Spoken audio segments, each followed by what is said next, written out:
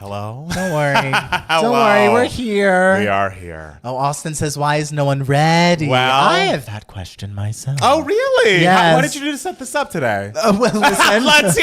Let's hear that. I was here at my scheduled time. Well, this thing starts at, like Montana says, they listed 45 instead of 30, so we're actually a bit early. That's You're welcome. You're welcome. That's true, but when was it scheduled? It was when did you schedule it? When did you put the picture up? When did you put the description? I just want you to tell everyone what you were doing. I'm proud of what I was doing. Because we had this discussion. Well, hey, we should talk about what we all said last week and the things we were wrong about. We want to talk about things.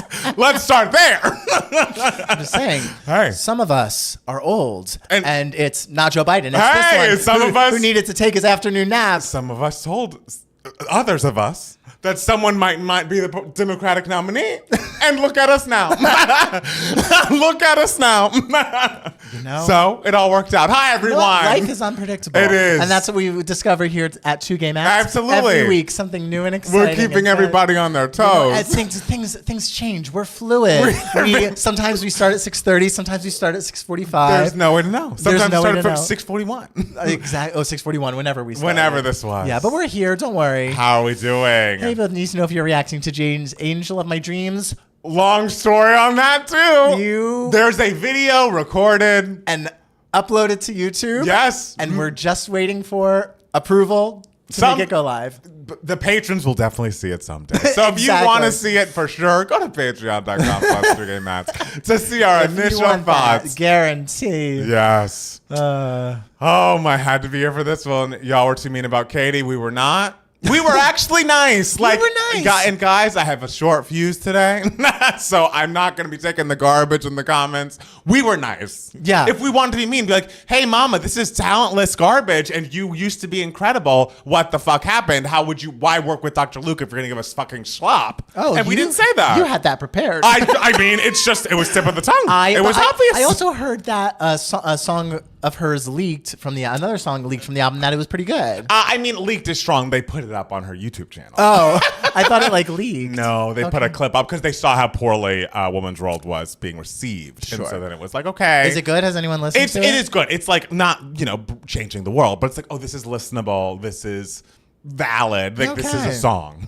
which we love. This is valid. It's valid. What a valid song. Right. That's what I want anyone to say about my art when it comes out. This is valid. This is valid. This is valid. It is, unfortunately, Dr. Luke as well. Okay. But I think he's just all over the album, so we just have to all right. make peace with that. It doesn't make it invalid. It doesn't. But does it make it and enjoy right? It's like that we're happy to listen to.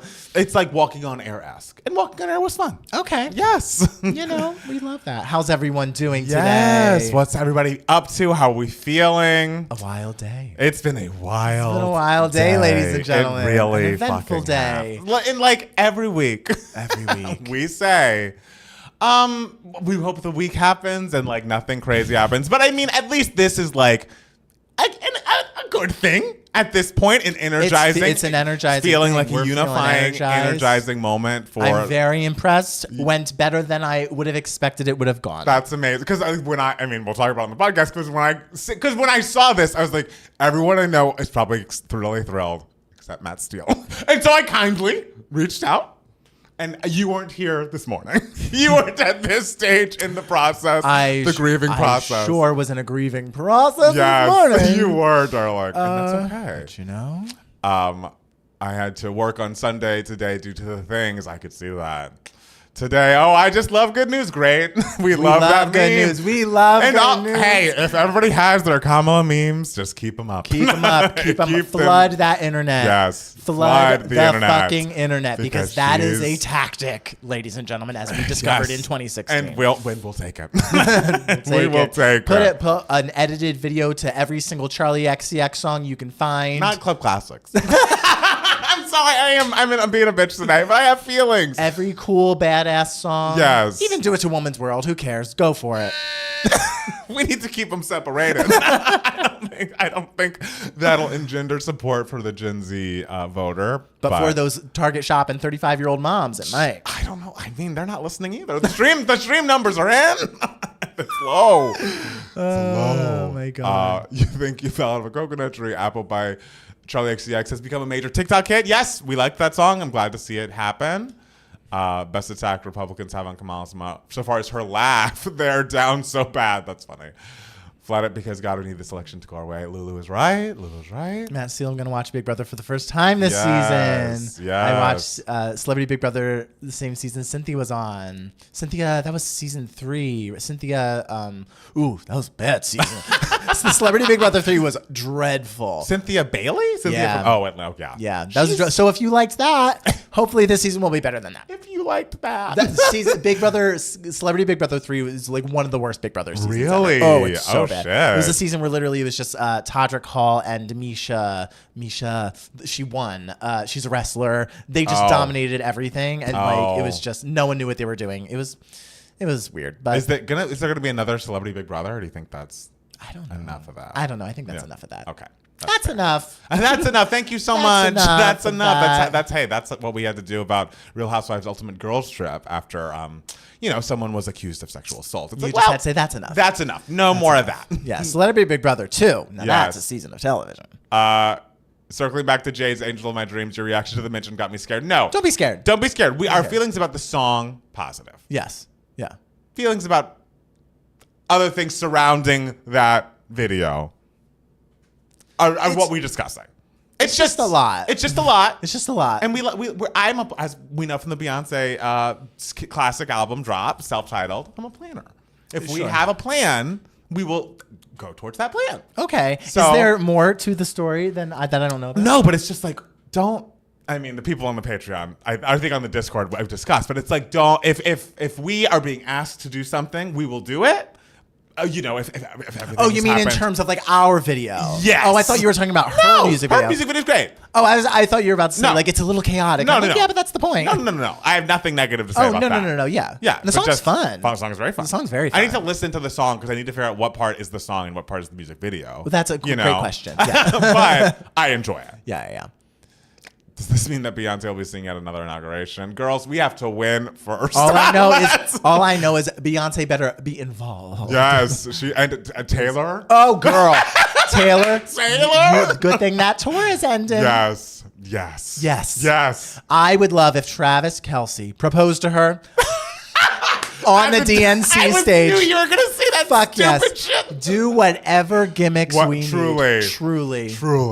Let's do it. Oh, I thought you were shading the video, Palmer. No, I love it sounded the video. like you were shading I'm the sorry, video. our video. He's shading our I'm music shading video. the concept of how the behind the scenes shit going into our reaction. Yeah, Jackson just texted me. I'm not home because I texted him. Are you home? Oh, love that. Yeah. Snappy, I upgraded from Big Brother Casual to Feedster. Yes, Christian. Feedster. Well, Feedster. I guess you got to watch it live because you can't rewind anymore. I know. As a Feedster. Woof. I mean, oh God, that's a whole other thing I didn't even put in my 2 gay minutes. Did you write a whole 2 gay minutes? I did. I'll That's slip good. it in somewhere. I'm excited. Yeah. Twister's fucking amazing. Go see it. I'm going again in 2 weeks. Okay. In my head, I was like, I see that it made so much money, but I didn't see anyone say that they like really loved it. But I'm glad that you're on I've that heard list. people say they really like it. Great. So How are y'all feeling, American Kathy's and Jamie's? we're feeling positive and optimistic. And energized. And energized. And- because that's what this moment calls for. It is. I mean, if we're taking all of the emotions into account, is there a nervousness to me? Of course. Yes. But I think that's There's risk involved. risk. But it just means we have to go guns a-blazing. Yes. No Yes. guns. I don't mean guns. I mean, it's a metaphorical. Metaphorical. Guns Gun. blazing. Yeah, I don't need. No. Yeah. Yeah. My God. Taylor needs to give people early access to Rep TV if they prove they vote for Kamala ballot. I mean, that would be iconic. That would be very iconic. That's the thing. I just need us all working together. Even as much as it's like, it's not the time to be precious about how we're supporting Kamala. Nope. It's not. We have to do everything, anything and everything. Austin's feeling great, and that's good. Are we all feeling like we fell out of a coconut tree? Yes. I love that. Yeah. Yes. Milk the coconuts. Just milk it. Yes. Go for it. Yes. Again, flood the airwaves. Oh, man. Flood the airwaves with positivity. When I mean, we'll talk about it, but fucking A. Because there was discussion of this. I was a guest on our friend Rory's podcast yesterday, and like it hasn't even come out yet. It comes out on Thursday, and a large chunk of the discussion was about like, is this going to happen? Is this going to happen? I was very much like, I'm 50-50. I could have very much seen it go either way. I had heard rumblings about it happening today. But I just, for some reason, I was like, but if Monday came, nothing happened, and everyone was like, yeah, all of that was a lie. Like, there were no really solidified sources. I would not have been surprised either. Yeah. So when it really happened. Because the thing is, like, there were no, like, solidified sources. No. It was just like, Nancy Pelosi's assistant speculates. It's like, what are we doing? This isn't real news. A lot of rumbling. Yeah. But then when I saw that post, I was like, bitch, get to it. Why are you skimming me all these paragraphs? I was like, let me jump. Oh, wow. It's just a lot. It's a lot of complex emotions. It's a but lot I'm feeling good right now that it's done. Yes, it's done. It's done. And so the only way out is through. Yes. Great Atlanta song, by the way. I mean, So-Called Chaos. She knew what she was talking about. She really did. Who's going to be Harris's VP now? I mean, there are options. Josh Shapiro, the governor of Pennsylvania. Yeah. That's the one everyone is like. I've been following the girl. People are saying also Cooper, the governor from North Carolina, I want to say. Maybe. Yeah. But I think they're more like Pennsylvania's more in reach and we really need. Because if we win Michigan, Wisconsin, Pennsylvania, it's done. Right. And so those are the three right. that are the most realistic to get that we need the most out of the 7 that. My request this whole time has been, and it seems like at least with the Kamala piece of it, it's going this way where it's like, I just want us all unifying around one ticket. Yes. And that's happening, which we love. That's what we're doing. So whatever boring white man helps her get some more votes, whoever she picks. I want the most boring one. Yes. Yeah. Mark Kelly is a name I've seen thrown around. Whoever it is, I'm ready to vote. I'm ready to vote. Oh, yeah. I love walking in that booth. And by booth, I mean, it's not even a booth anymore. It's literally just like a little thing with little divided thing. I miss like the booth with the curtain and you pulled the lever. That's when my grandparents would vote, they would bring me in and they'd be like, you can push the button. They'd be like, push this button, this button, this button. Don't touch these buttons. Because my grandparents were very staunch Democrats. Icons. They were like, do not touch touch these ones. I'm with your grandparents. Oh. All right. Mads, this is the closest we've gotten to me knowing an Aussie. Oh, yay, that's great. Don't know which one has me more stressed, the election or next year's Grammys. I mean, next year's Grammys is going to be a mess, but the election for me. Like, an ear of corn for vice president, amazing. At least I feel like, okay, I understand what the path is. Because, like I mentioned, I love a plan. And it feels like there is a plan and one's in motion because those endorsements came bam, fast bam, bam, and bam. furious. And that's when I was kind of just like, okay. Oh, there was a plan here. Yes. There was a reason why it took like a moment. Yes. We had to get all of our ducks in order. Figure it out. Yes. Okay. Woo. Oof. Okay. Yeah. What a world. What a life we're living in. Never a dull moment. Really isn't. Never a dull moment in fucking America. Oh, God. Woo. I only want good things. I only want from here. Between now and November, I don't want anything bad to happen. Is that too much to ask? No, I want all good things. Regarding this fucking election, only good things. Yeah. I'm only open to good things. And for me too. I'll take only good things for me. I mean, me from too. Now until November. Sure, but certainly, I just want to sit down on this podcast and talk about something else between now and November, and not be stressed. Because did you work today? Yes, of course. I was on my way to work. When you found out. I was at a stoplight, and I was like, let me check my phone. And I was like, and then I was just like, I have to go to work.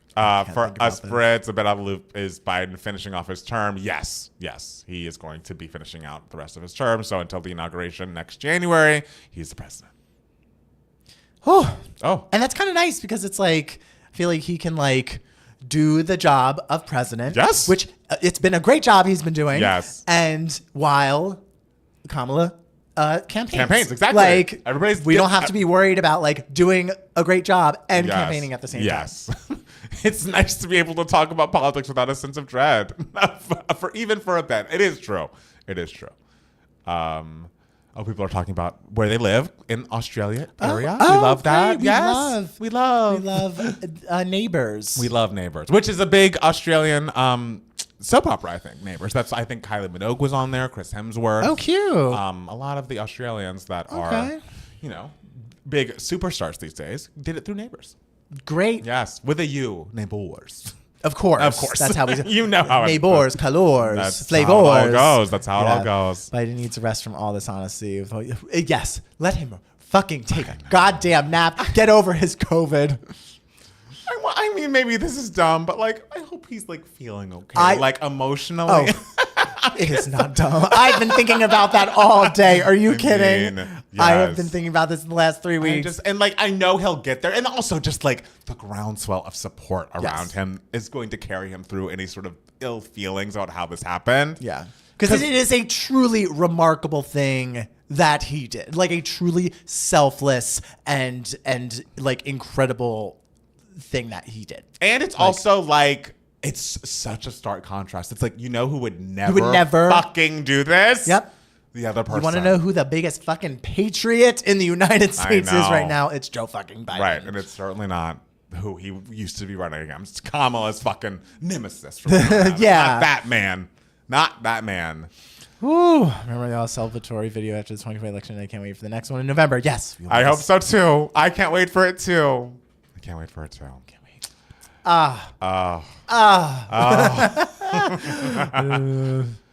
Yes. I mean, and I get it. This is all strange. Here's the thing, Lauren. She did win a primary because the Biden-Harris ticket was what people voted for in the 2024 primary. So that's how I'm considering it. Mm-hmm. So, which is why I was very hesitant about the whole we'll have an open convention thing, which is hard because it's just like you realize that 14.5 million people voted for Biden-Harris in the 2024 primary. Right. Like, you can't just invalidate those votes. Right. Which is why I was just like, this is a bad idea. But today I'm like, okay. I love it. I love you taking turning over a new leaf. Listen, the only way to be right now is positive. Truly. Somebody has to be. Yes. And it's like, it's a positive, we as Democrats, I feel like it feels more like a positive united front than it has felt like in a long fucking time. Oh, sure. So let's bask on it. Yeah. Let's bask on it. Yeah.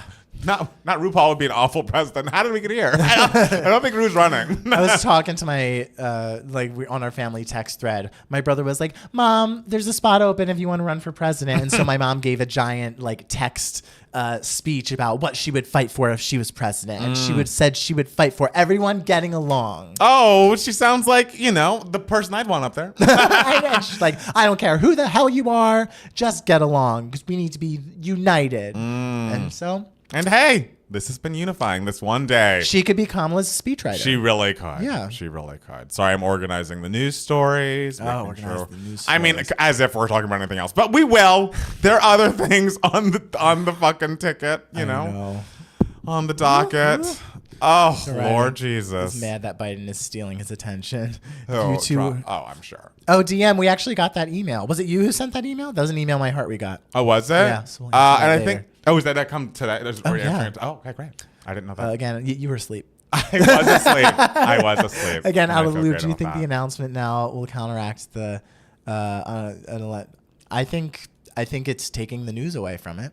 Yeah. Is Mariah still too young to run for president? Of course she is. She's only 12. Yes, eternally 12. Can't have a 12-year-old be president. No way. Please. And you want her to stand up there behind a podium to give a speech? No, we have to show the gown. Exactly. And she we can't have to be lounging. She can't control the angles in which she is shot. Oh, no. She's out. Yeah, She's out already. Yeah, just what a fucking day. Yeah. What a day. What a day. It's not over. We still have a podcast. I know. It's never really over. If Katie taught us anything on her last good single. What's your email again? Sorry, it's TwoGayMatts, TWOGAYMATTS @gmail.com. Email us. Do it. Just do it. Come on and do it. Hey. Come on and do it. Do it. Do it. Is that the Spice Girls song? Yeah. Oh, okay. That's Track 7. That one never really. No, it's not my favorite. That's not the one that was in the Pepsi commercials, is it? No, that's Move Over. Oh, okay. That song is great. Move Over's great. Move Over's great. Do It. They're all singing in unison. The Girls Aloud stands would love it.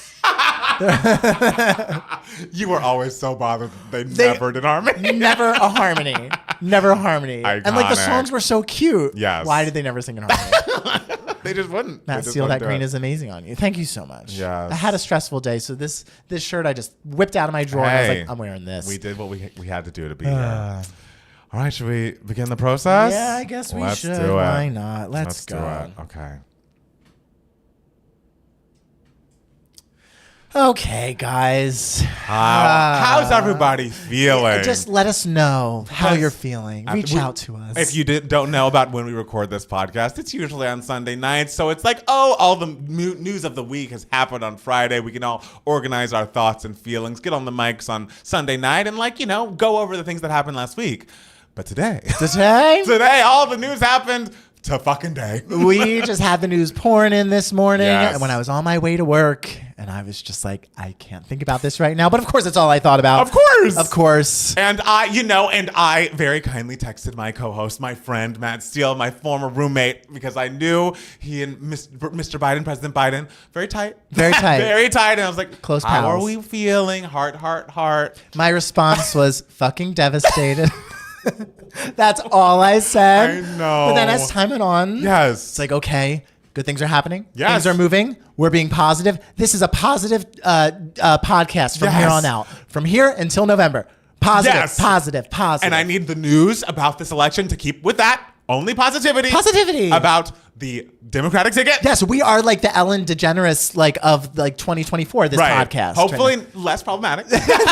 We are kinder, I would say. Yeah, in the 2030s, it's going to come out that we're like really kind of horrible monsters. bitches to like the 0 people that work for us.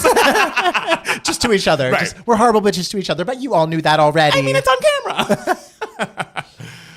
Okay, let me run an ad. Okay.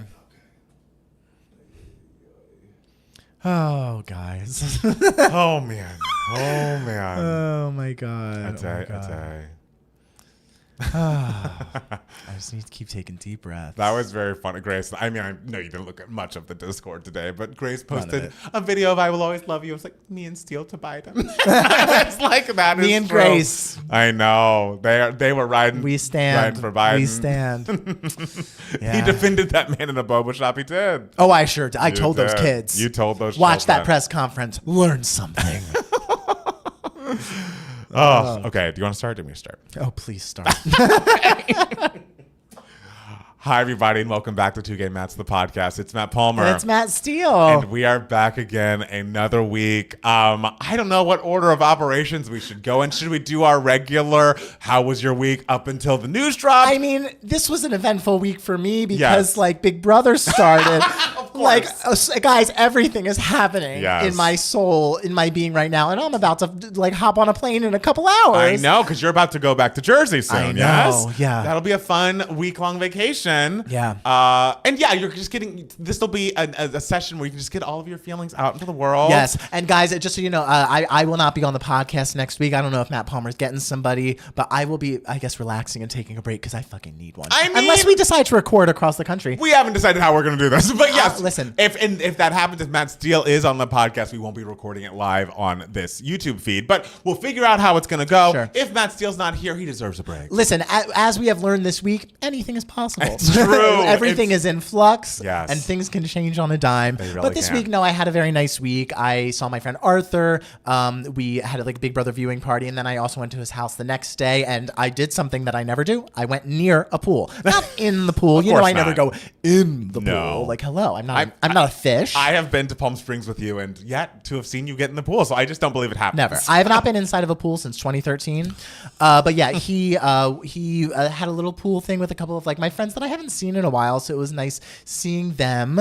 Yeah, what did you do this week? Well, this weekend, what did I do? Well, I went and saw Ben Platt live. Oh, you at- did. I heard you posted a video of him belting his fucking face Oh off. my God. He just he had come off of a residency in New York. I think he was doing being, I don't know if it was a tribute to Judy or something, but he had a couple of Judy covers in the mix, and he sang Maybe This Time from Cabaret, which is a song that I truly know because my friend Alessia, who I went to high school with, sang it at one of our high school talent shows, and like it stuck with me for some reason. You know, I don't remember anything. Alessia's performance of that song. I remember the words. I was like, oh, Ben, I know the song. Yeah. And so that was lovely. And then Friday night, what did I do? Oh, I went over to our friends Jeff and Jean's house, hung out with their kids for a bit, and hung out with them later on into the evening. Jeff is someone, again, I went to high school with, went to junior high school with. And so he was like the only friend I had when I moved to LA. So seeing their growing family and how lovely their little children are, it's really great.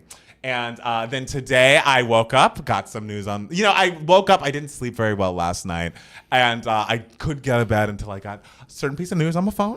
Then I hopped up, told Jackson, texted everyone I could, got on the Discord, discussed it all day. And then. Oh, I did not look at that Discord. I was like, this was wise. And also, like, I was at work. So you were like, at work. I mean, it was wise not to for you. But then eventually I did feel like, well, I didn't sleep that much. I'm just going to take a quick nap. I've set my alarm for 5:15 on my phone and for 5:20 on my watch. What's the worst thing that could happen? So then I wake up. It's 6:20. I have a text from Matt Steele that says, I'm here. I was like, great. I'm certainly ready. I certainly have cut my hair, showered, done all my like pre-show rituals I do every week. Definitely have done that. Not quite. We started maybe 10, 11 minutes late. I don't feel bad about it if that's the question I'm going to get from my right. It's like, oh, how do people fall asleep during things? Today was stressful for all of us. Sure. And we had to all deal. And you know my way of dealing with stress is sleeping. Sleep which through is it, so baby. bizarre to me because like when I am stressed, there is one thing I'm not doing. It is sleeping. It's the only thing. Like when my brain is overwhelmed, it's like, oh, I need to like control, alt, delete on my brain by going to bed right now. And we'll wake up when, November ends. Wake me up when that's kind of, I mean, hey, it's great. That's kind of how I'm Green feeling. Day, come back and sing that for us. I mean, I'm still mad about when Green Day beat Mariah for Record of the Year at We Belong Together in 2006 at the Grammys. So I hope they're well, and I'm sure American Idiot is lovely, but that is my first thought. I'm sure he didn't do it on purpose. Billy, what's it, Armstrong? Armstrong. We love a bisexual king. Is he bisexual? He is bisexual. Great. We love that. We love everybody on the, we love that. If pride he was flag. fully gay, he would have said on that stage, this is Mariah's Grammy. Absolutely. How dare you all? Yes. The bisexuals maybe don't know. They don't know. They don't know. One of his gay friends should have reached out. Exactly. But yes, so we're here now, and that's what's most important. Should we jump into the news for idiots? Sure. Let's jump in. Okay, so if we're discussing the news that happened literally hours ago, Joe Biden posted on Twitter is where I saw it. He posted his. I don't know how he told us that he was no longer going to be running for re-election. I'll call it a telegram. Sure, it was a telegram that we all received at about like 10:48 a.m. LA time, and we were told that, he had really planned to run again. Like, it wasn't like he was blowing smoke, but he decided that like what is best for his party and for his country is that he focused just on completing the rest of his term until Inauguration Day of 2025, that he would not be seeking re-election. This was the initial post, and he was like, I have faith in our party, and like we're going to defeat Trump, and wish you all the best. If that's how I would have ended it, because it's both happy and also I'm sure a little bit of a fuck all y'all. But moments after that, because when I was hearing rumblings of this actually happening, I did hear that like, oh, it could happen on a Sunday, but I also heard like he's not backing anybody. Like he's not endorsing Kamala. Like that's not happening. And so that's what I was nervous about. Oh, I was always confident if he were to drop out, he would immediately endorse Kamala. And you were absolutely right. I sure am. Fucking did. Like 30 minutes, 45 minutes later, he very vocally endorsed Kamala Harris for who he thinks should be at the top of the ticket for the Democratic nomination. Kamala, of course, has said, bitch, I'm up for it. I'm ready to do this. And all day, I've just been seeing all of the endorsements roll in for Kamala, and it's exciting to see because after that debate, like we can go back and forth. Again, what I want at some point is a documentary or a fictionalized version of like what happened between that debate and today and how we got here. But Aaron Sorkin has it half written. I'm sure he does. I'm sure he does. I watch every second. But for me, it's like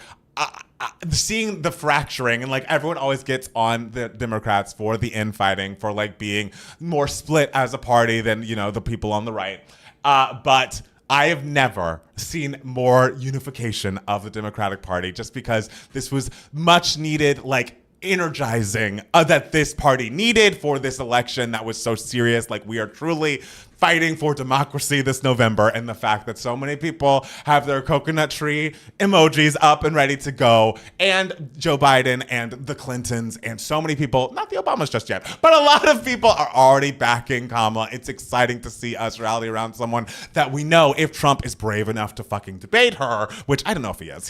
There's a rumor he's not going to. He's going to say that her candidacy is not legitimate.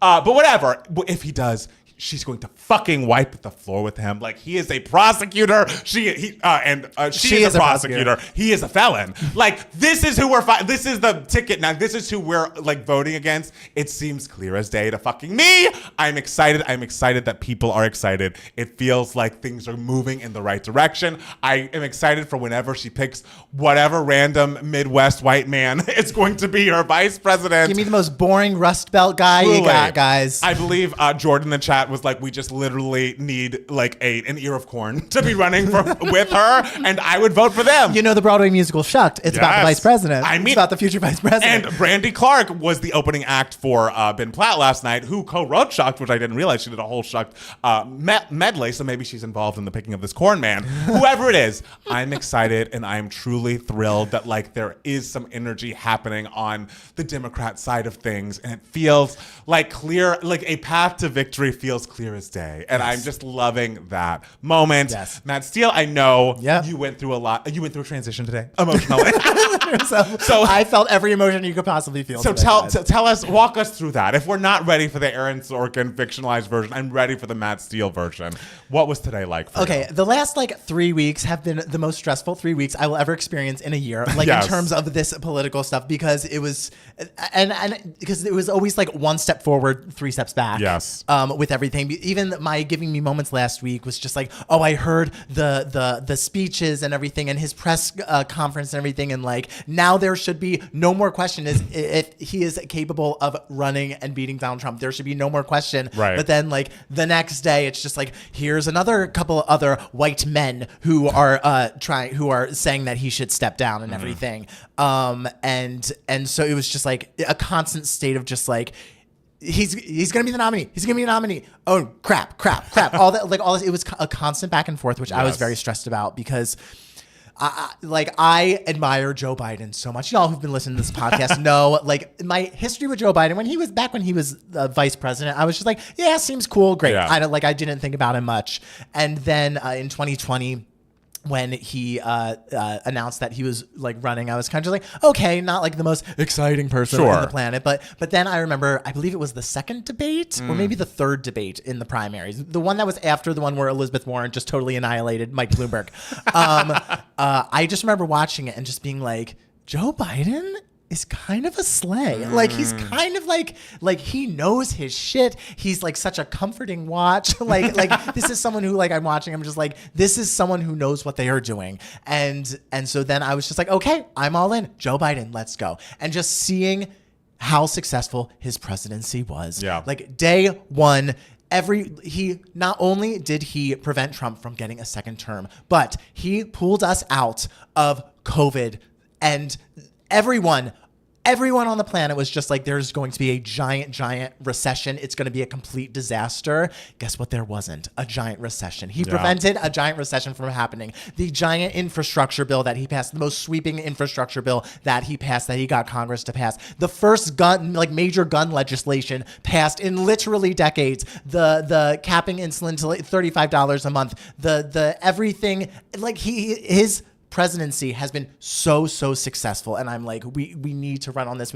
So it was so devastating these last 3 weeks, hearing people be so hard on him for maybe stuttering over a couple fucking words, and it was just so heartbreaking to see someone so objectively successful and so objectively talented, and not just like a great president, but just like a deeply kind, empathetic, good man who has overcome so much in his life. And so many times people like told him, like they underestimated him and they said, you can't do it. And he absolutely fucking did every single time. And so he is just a very, very inspiring person to me. And this act of stepping down is will go down in history as like one of the most selfless things a major historical figure in the U.S. will ever do in the country. It is emblematic of exactly what this country is all about. There is no king. There is no one greedy for. No one should be greedy for power. Yes. You do what is best for the country, and he did what he thought was best for the country to fucking try to save the country. Right. And like, it is incredible. It is incredible. And I feel like this decision, like his legacy is so fucking solidified. Like people, of course, no president is perfect. You're not going to agree with any candidate on every single issue. But the fact that he was able to take that step back, and in such a stark contrast to the Donald Trumps of the world, like that is a man who would never let go of power. Like he literally didn't concede the last fucking election. And at this point, Joe Biden is saying, okay, I've heard all the arguments. People are saying that we can't win with me at the top of the ticket. Even though I feel I've done an incredible job, I'm hearing the feedback and I am putting party before my ego. I am putting this country before my ego. It is going to be, the history books are going to look back on him so incredibly kindly for this, absolutely. And it just feels like the energizing of a party. It feels like the path forward is so very clear. Yeah. Again, guys, is there part of me as a, black person in America who's like, are all of y'all's white family members actually going to get in the booth and vote for a black woman, a half Indian woman, someone who is not them, when we had this Hillary issue? I mean, there's a part of me that's always going to have that issue of like, oh my God, is this country too racist and or too misogynistic to vote for Kamala? But I want to be proven wrong. I want people to see that the other option is so incredibly terrible. I just know the days after the election when like the percentages come in and the demographic breakdowns of like who voted for what come in, it'll turn my stomach, but I just hope it doesn't turn it enough to turn the fucking electoral college. Yeah. Like, so guys, talk, because this is happening before Thanksgiving, so talk to all of your racist and or misogynistic colleagues, friends, people around you that even if they don't say it out loud, you kind of have a feeling that like they'd get in that booth and act a damn fool. I can't have that. Like, that is truly my only real concern because, I have seen how black people, how women have been treated on a national stage in these voting booths. Everyone can say they're excited and that, they have their coconut tree emojis, but are you really gonna fucking do it? When it's time to pull the lever, make the vote, you need to do the right thing. And I can't have it go any other way. I just can't. I have faith because I have to. Okay. Like, I am going in full optimism, full, like, believing we can absolutely do this. Yeah. Seeing everyone. It's like, before, the days leading up to it, he was just like, okay, motherfuckers. Right. If I do this, you will all back and endorse Kamala Harris. Right. You will all do this and you will endorse immediate fucking Lee. Right. Okay. So everyone will go in being like, we are unified, and seeing everyone like fall in line, every single like head honcho just being like, yes, it's Kamala. Yes. Kamala. Seeing how much money was raised in the first hour after Joe Biden endorsed her because that was why because I do believe that Joe Biden could have won the election had he stayed in the race. Mm-hmm. But the problem was that I imagine was what was putting all the pressure on him to step down was the fact that giant donors were backing out. Right. And so much money was being lost for like down ballot races and stuff like that. So that was making things like infinitely harder to win. But how much money was raised immediately? Nikki Haley's like PAC literally just endorsed Joe Biden. Really? Yeah, fully endorsed Joe Biden, and I think gave money. Like, so that's inspiring. The fact that like these Republicans across the aisle are just like, okay, we're all in for Kamala Harris. Right. Let's go. And it's nice because the thing I was worried about if he stepped down was the fact that we had a primary in 2024. Mm-hmm. Joe Biden won 4.5 million votes in the primary. Yes. To put in perspective, it was an incumbency primary where a lot of people are just like, I don't have to vote in this. I don't have to vote in this. It's going to be the incumbent president. Right. But to put into perspective how popular Joe Biden actually is, how much people love him, Joe Biden won 14.5 million votes in this primary. Barack Obama in the 2012 primary, 8 million votes. So I was worried, like, is the Democratic Party just going to like invalidate these millions and millions of voters like that? Because that would just cause chaos and the unifying everyone would be so hard after that. But then immediately everyone endorsing Kamala Harris, it's like, okay, everyone voted. The people who voted, the 14.5 million people who voted, they voted for the Biden-Harris ticket. Harris is one of those people. Their votes are still going to the same place, Yes. I believe. And I think people can feel like that is what is happening. Right. Like, I feel like optically, it is a better thing than being like, oh, maybe we should all like vote again. It's like, no. So I'm going in with optimism. Yes, we are both in an optimistic, positive place. Yes. And I'm excited to see what happens next because this has been a roller coaster ride, but the unification of, the Democratic Party has been beautiful to watch just for today. And I hope that we keep remaining unified from here until November because we need it. Of course, no candidate's going to be perfect. You're not going to like everything on her record. But when it's time to criticize her, it's going to be time after the election. And then when she is the fucking president of the United States, criticize away. You will have a democracy to criticize within with Kamala as president. Sure. All right. Yes. And the thing is also like other countries will still be our allies. Yes. Because the thing with Donald Trump, every other country like that is our ally was just like, this guy's a nutcase. We don't like him like thinking about Trump. And all the leaders of all the other countries were just like, Joe Biden is objectively excellent. He's wonderful. So bringing Kamala in, we will still have a good standing around the world. It's gonna be okay. And we're going to bathe in the radical optimism, as Sebastian The radical is saying. optimism. Let's go. Yes, it's happening. Yes. And I'm glad we get a day of that. Yes. Finally. I'm breathing easy. We're happy people. Yes, we're happy people. We scream. Happy people. King and I reference that you don't know. No. The Emmy nominations came out. We love people the finding Emmys. success. It's so weird, like looking at the Emmy nominations coming out, because I was like, the Emmys literally just happened yesterday. But then I was like, oh wait, no, the Emmy nominations came out, but there was a strike, so the Emmys were postponed. I know. So the ceremony was like very, very late. Yes. So it just feels like it's confusing, guys. It's a confusing thing. And so there's been a lot of discussion. There's been a lot of nominations here, but I think The Bear might have gotten the most nominations of all of the TV shows, at least, that were nominated. They're nominated for Best Comedy Series, and whether they should be in Best Comedy Series has been a discussion that people can continue to discuss amongst themselves. It is all these nominations are for season 2, which of The Bear. I haven't finished season 3, but I think season 2 is my favorite so far, so that's exciting. Abbott Elementary, Curb Your Enthusiasm, The Gentleman, Hacks, Only Murders in the Building, Palm Royale, which I heard was bad, Reservation Dogs, and What We Do in the Shadows are the other comedy series nominees. I would be happy with, I could see The Bear winning, but fuck, for me, I go through these categories, and I haven't seen every show ever. You've seen none. But I must say, I want Hacks and all of the actors in Hacks to win in every fucking category.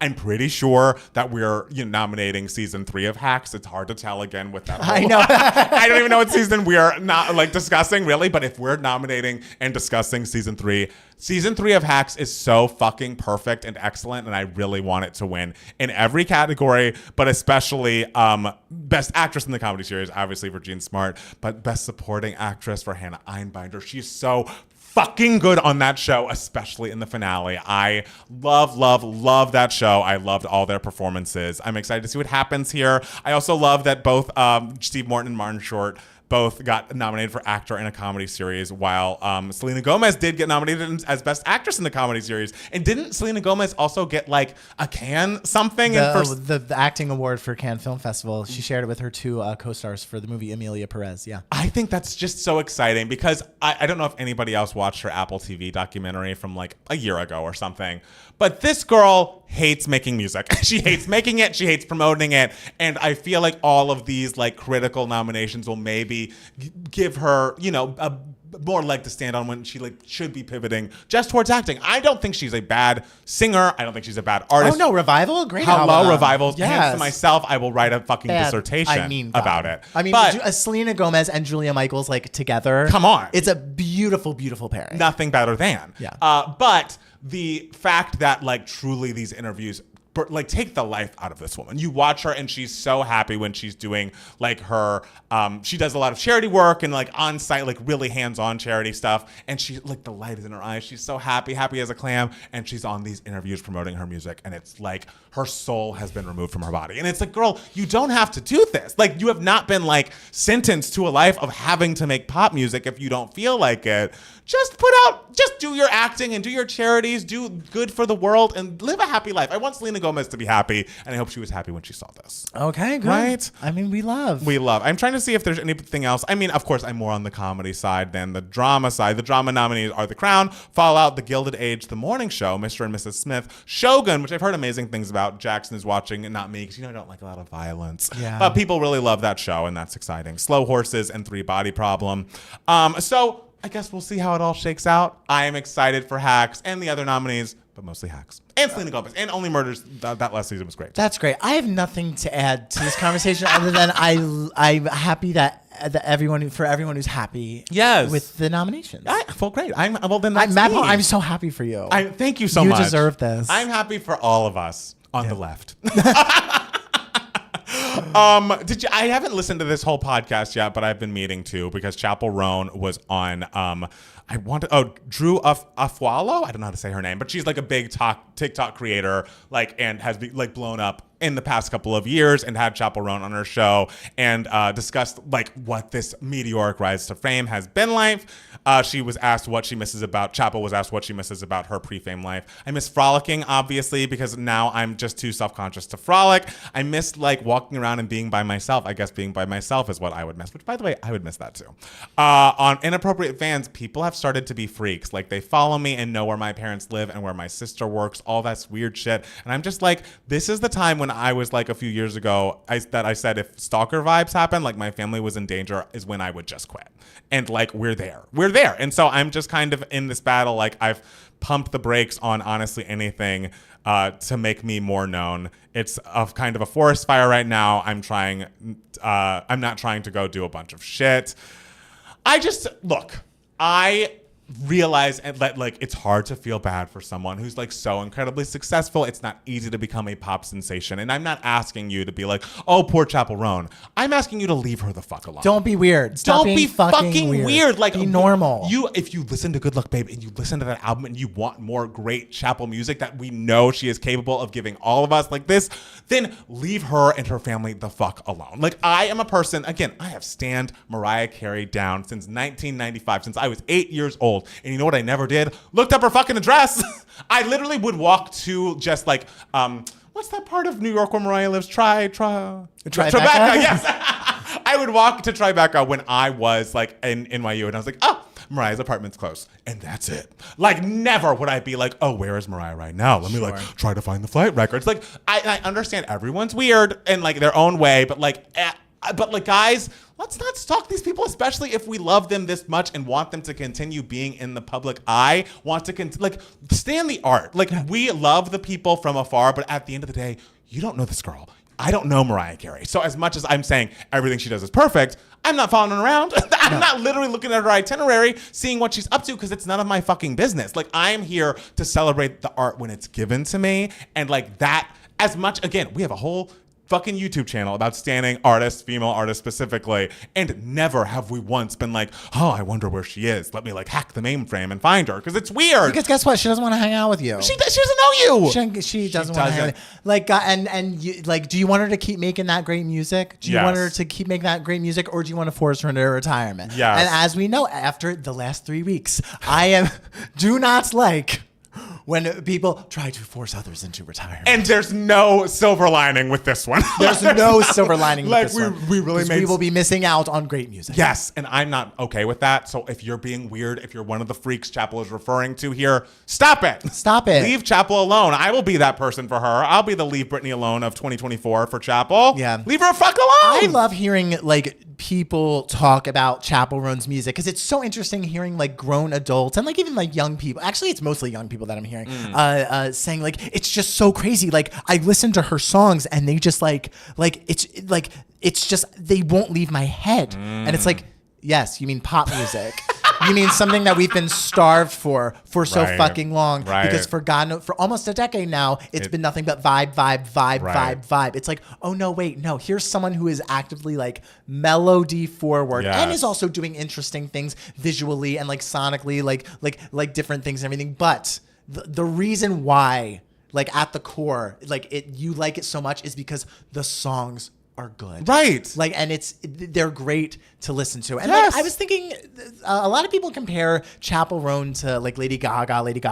And it's like, Sure. yeah, she dresses kind of quirky and everything. But honestly, musically, I feel like we're in a bit of a Katy Perry direction, just in the sense that this is candy. Like, this is pop music and there's like more meaning to the lyrics a little more in terms of like her coming out with her sexuality and exploring that. But in terms of like melody and hooks and everything, at the end of the day, like these are just great hooks that anyone can enjoy. Right. And so I think that's what it is. It's like the timelessness of the pop hooks and the melodies, along with infusing it with like her queer attitudes and like her point of view is so specific. Like, you know, Katie's having a point of view problem in Chapell, you know, and she's, 20 years into her career, and Chapel's got that fucking down. Like, it's like, I know my point of view, and yes, this is candy, but like, listen to the candy a little bit harder. There's a little underneath the surface, right? She has something to say. She can put on a fucking show, and the music is ear candy. So it's like, let's get more of it. Yeah. Let's get more of it. Because the thing also with Lady Gaga's music, especially, like, there were moments where you listen to Lady Gaga's and like musically you were kind of like, oh, I'm a little scared. I'm a little scared of this music. Chapel's not trying to scare you. Chapel's not trying to scare you. You know, so like that's why like it's kind of like, no, it's not all Gaga here. Right. Like, I think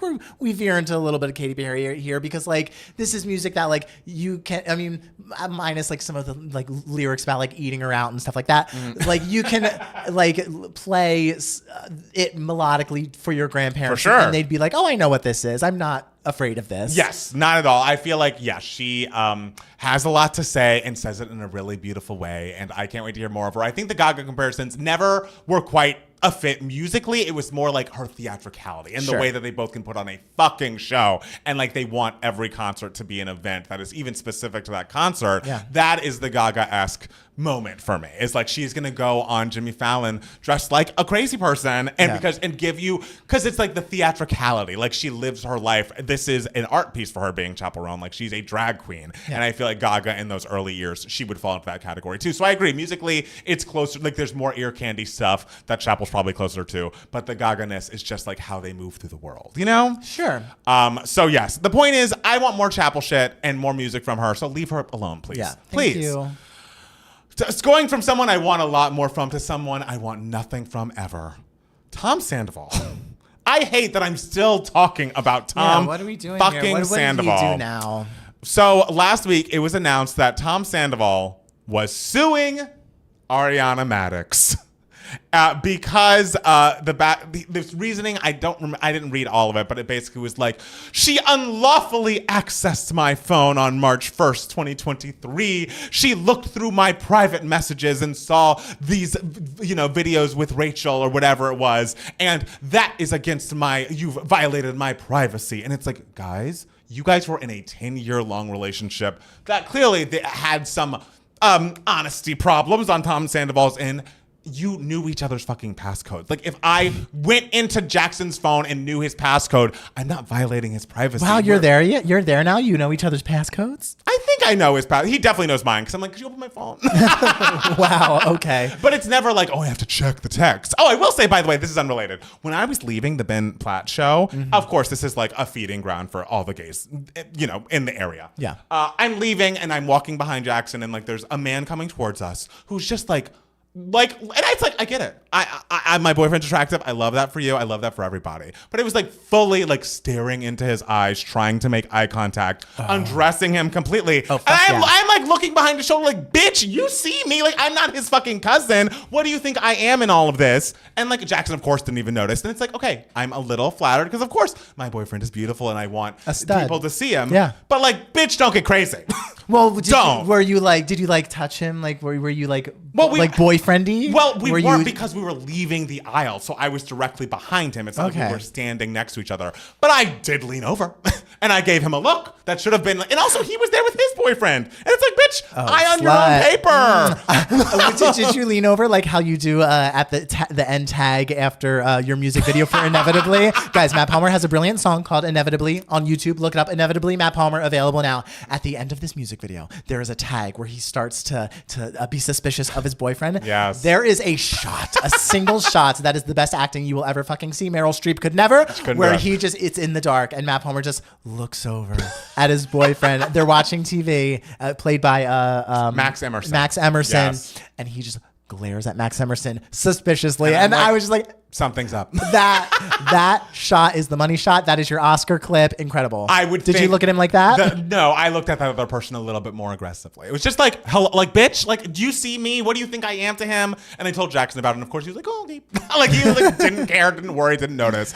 And it's again, it's a flattering thing. Of course, it's nice when people notice how, you're the person you're with is attractive, but also like, please be serious. Like, let's all be okay. All right. Don't stalk Chapel and don't stalk Jackson. Please, okay? guys, leave Jackson alone. What were we talking about? I don't know. Tom Sandoval. Tom Sandoval. So yes, he was suing Ariana Madix for like a breach of his privacy by going into his phone to look for something that was actually there because you were cheating on this girl for 9 months. He did this and had to deactivate his Instagram, and his now girlfriend had to deactivate hers because everyone was writing shit about it, because it's like, you're still torturing this woman after all this time.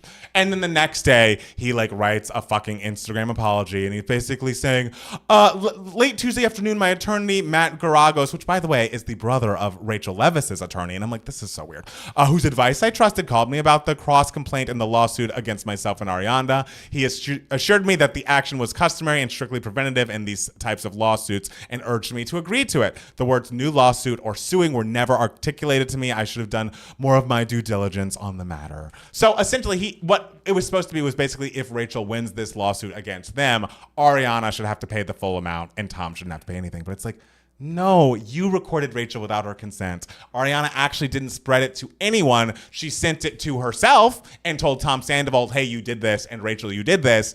And also leave this woman alone. She's literally hosting Love Island USA, which is having its biggest season ever. Like, everyone's talking about the show that I can't get onto because it's like, you want me to watch how many? It's very Big Brother. It's like so many episodes. But it's on 5 days a week. It's on 5 days. I'm not doing that. I can't do it. Oh, especially for like people who are probably so personalityless. Right. No exactly. offense. Anyone who's ever been on the show, but like right. in the grand scheme of things, I can't do it. It's a little, I mean, I say this as the Big Brother stan, and people are probably just like, you still fucking watch that? And I'm like, yes, it's great. Hey, and I love that you guys love the show, but I'm with Steele. I can't watch it. It's too much of a time suck. But also just Tom Sandoval, leave her alone. And this goes back to my original point. There's so many people coming for Sheena and Lala being like, they don't need to be on next season. They don't need to be on next season. Which, like, maybe, I don't know, whatever. Tom Sandoval doesn't need to be on next season. I don't need to see anything else from this man. Everything he does is worse than the last thing he did. Get him off my TV screen. If anyone has Bravo Andy's number, text him that I'm done. I'm done with Sandoval. You're done. But you know who's not done with the Scary Movie franchise? Yes. Anna Faris. Yes. And you know I fucking love the Scary movies. True. You know I fucking love the Scary movies. And she says, you know what it would take to get me to return to the Scary Movie franchise? I would just need Regina Hall to be in them with me. You cannot have Scary Movie without Brenda. No. You cannot have, or without Anna Faris. Like, they are the staples of the Scary Movie franchise. Is it Anna Faris or Anna Faris? Now I don't know. Oh, you can say whatever you want. It's a free country. It is for now. And it will continue to be past November and beyond. Coconut tree, coconut tree. Coconut tree. She also wants money, which I understand. Yeah. You want to be paid for your work, for your art. And it's like, make that happen. Like, people are still talking about that movie. People are still using those fucking gifs. If we can have a Twister sequel this many years afterwards, we can have a fucking Scary Movie 5 or whatever it would be. Okay. Yeah. All right, guys, I promise to stop talking about this girl soon because I'm sure she's kind and I'm sure her music is good. Pink Pantheress has come out and said something else that I just must say. Girl, shut the fuck up. She says, quote, she has revealed that she doesn't listen to albums. This is a musical artist who is big and and she was the one that came out and said she didn't believe there needed to be a third chorus or bridges in songs. Yeah. And she said, I just listen to songs. I don't listen to albums. That's why when it came to my own album, I was like, do people care about track listing? And the interview was like, yeah, that's a really big thing. When I saw people review my album, some people were like, oh, it's a great album, but the track listing doesn't make sense. Who cares? Just listen to the songs. So, girl, I have lived my entire life in love and reverence for the art of the album. I have built a little bitty career about it. Okay? And I realize that you're not the only person who feels this way. I feel like there are probably a lot of young people who grew up with streaming, grew up with Spotify, who would agree with you, who are all about a playlist, who go to today's top hits and call it a day. But Beyonce said in, I think, a documentary about the self-titled album, saying people don't make albums anymore. People just make a bunch of quick singles. And it's just like, when you see Beyonce say that in that tone, does it not make you think, fuck, I shouldn't be like that? And to be a musical artist who's like, oh, I'm cutting edge, I'm doing things a new way, being like, who cares about an album? It's like, it's like, could you imagine if a director came out and said, like, who cares about story structure? Who cares about writing? I just care about, like, looks cool. What makes money and looks cool. Because here's the thing. It's like, okay, maybe you do like the song, we just like song cultures of it all. Yes. But I can't think of an artist that wasn't fleeting.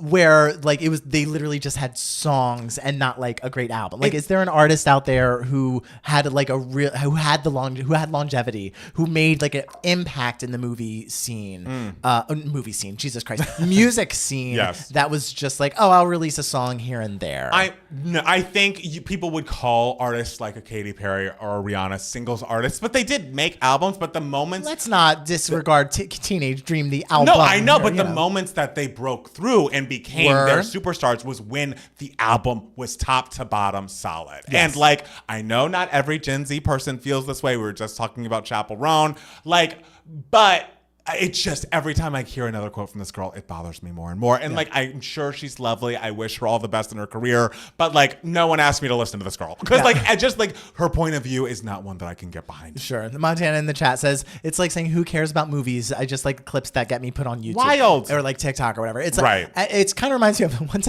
I majored in musical theater. Musical theater is my number one passion. I spent my entire life devoted to musical theater, and it was a very, I don't want to toot my own horn, but like it was a difficult program to get into. Yes. And so I went in being like, okay, I'm going to be with a bunch of people who are passionate about musical theater, equally as passionate as me. Because I feel like I worked very hard to get into that program. And there were people in my program who were just like, yeah, I don't really like musicals. And it's like, what do you say to them? I was just like, what? What?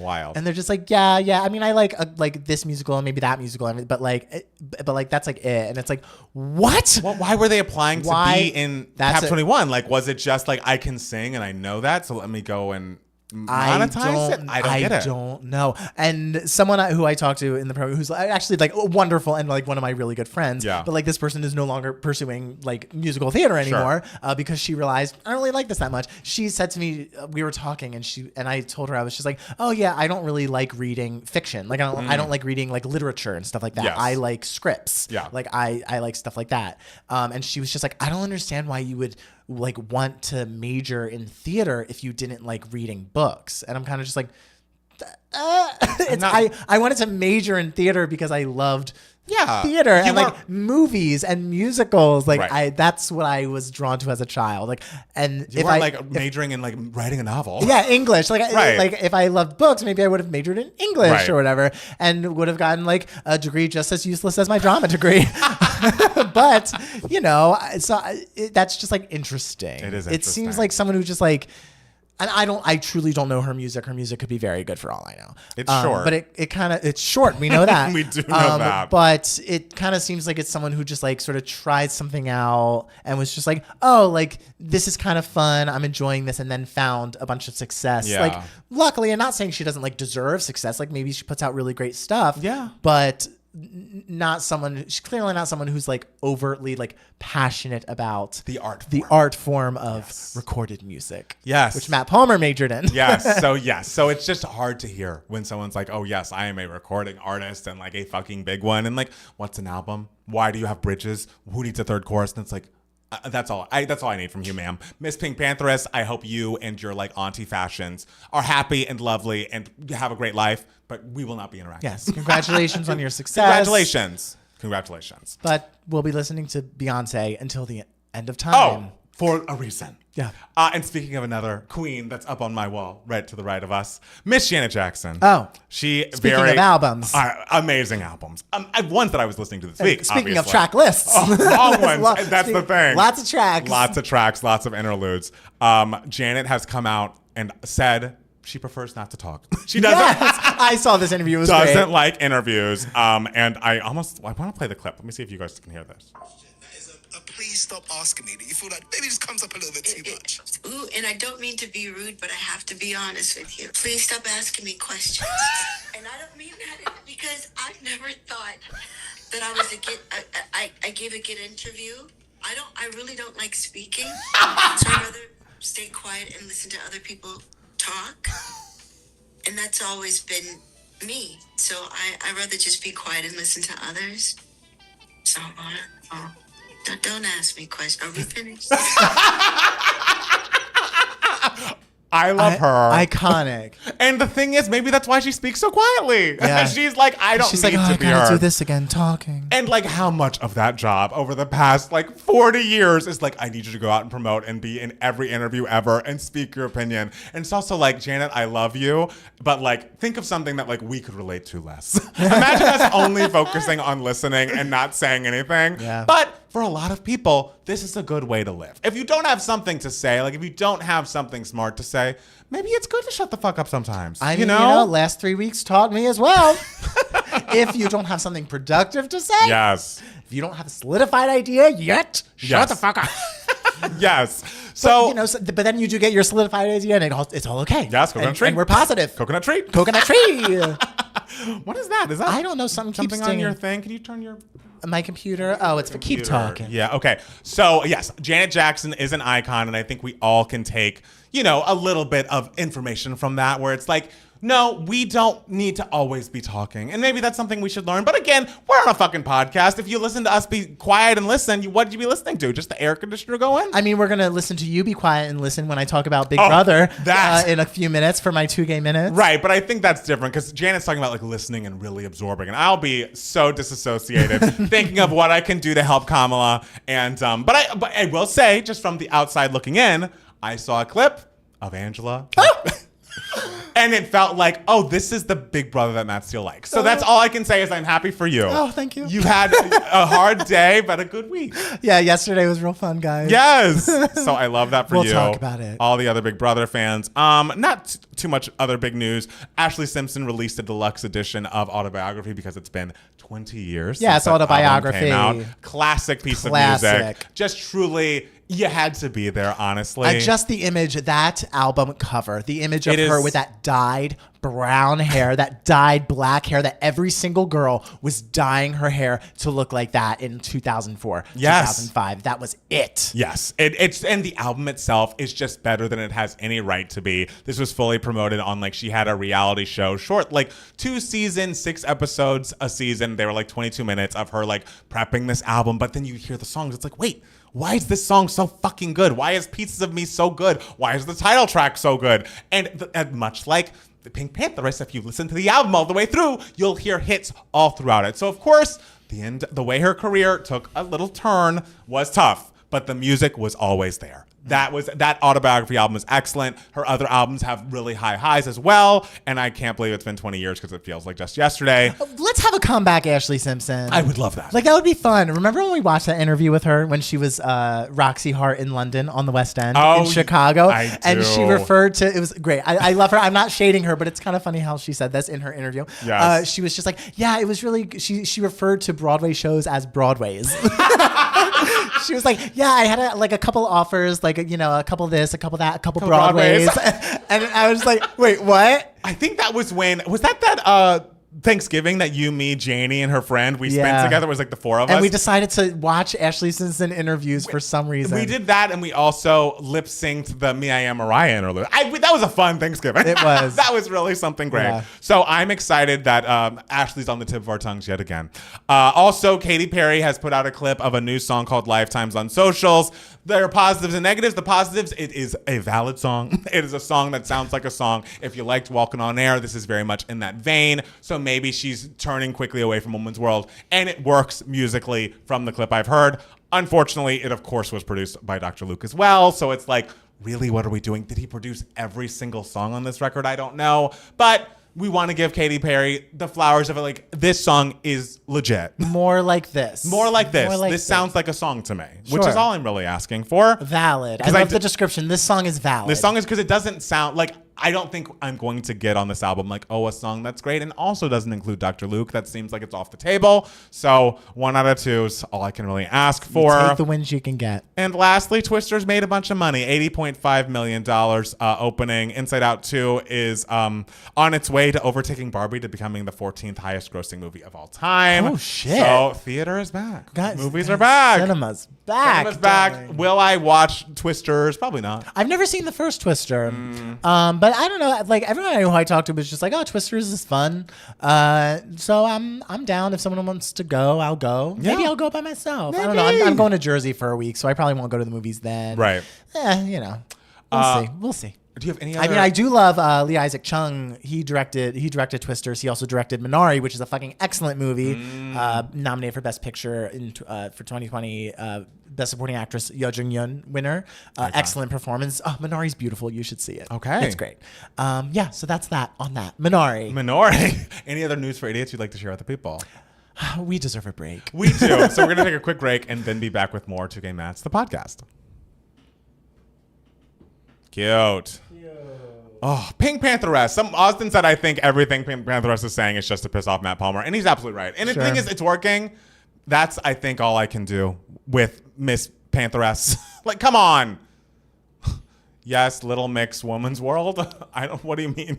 Little Mix Woman? Oh, I think they have a song called Woman's World which as one? well. Love that. I forget what albums we listened to. They have a lot of albums, too. Let me do an ad. Do an ad. Let's go.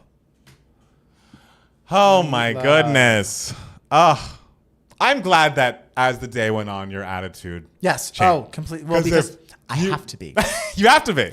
Because I am not here. I could talk negatively. I could talk about how upset I am about this and that, how whatever was done like was how done, this happened, about whatever. how it happened.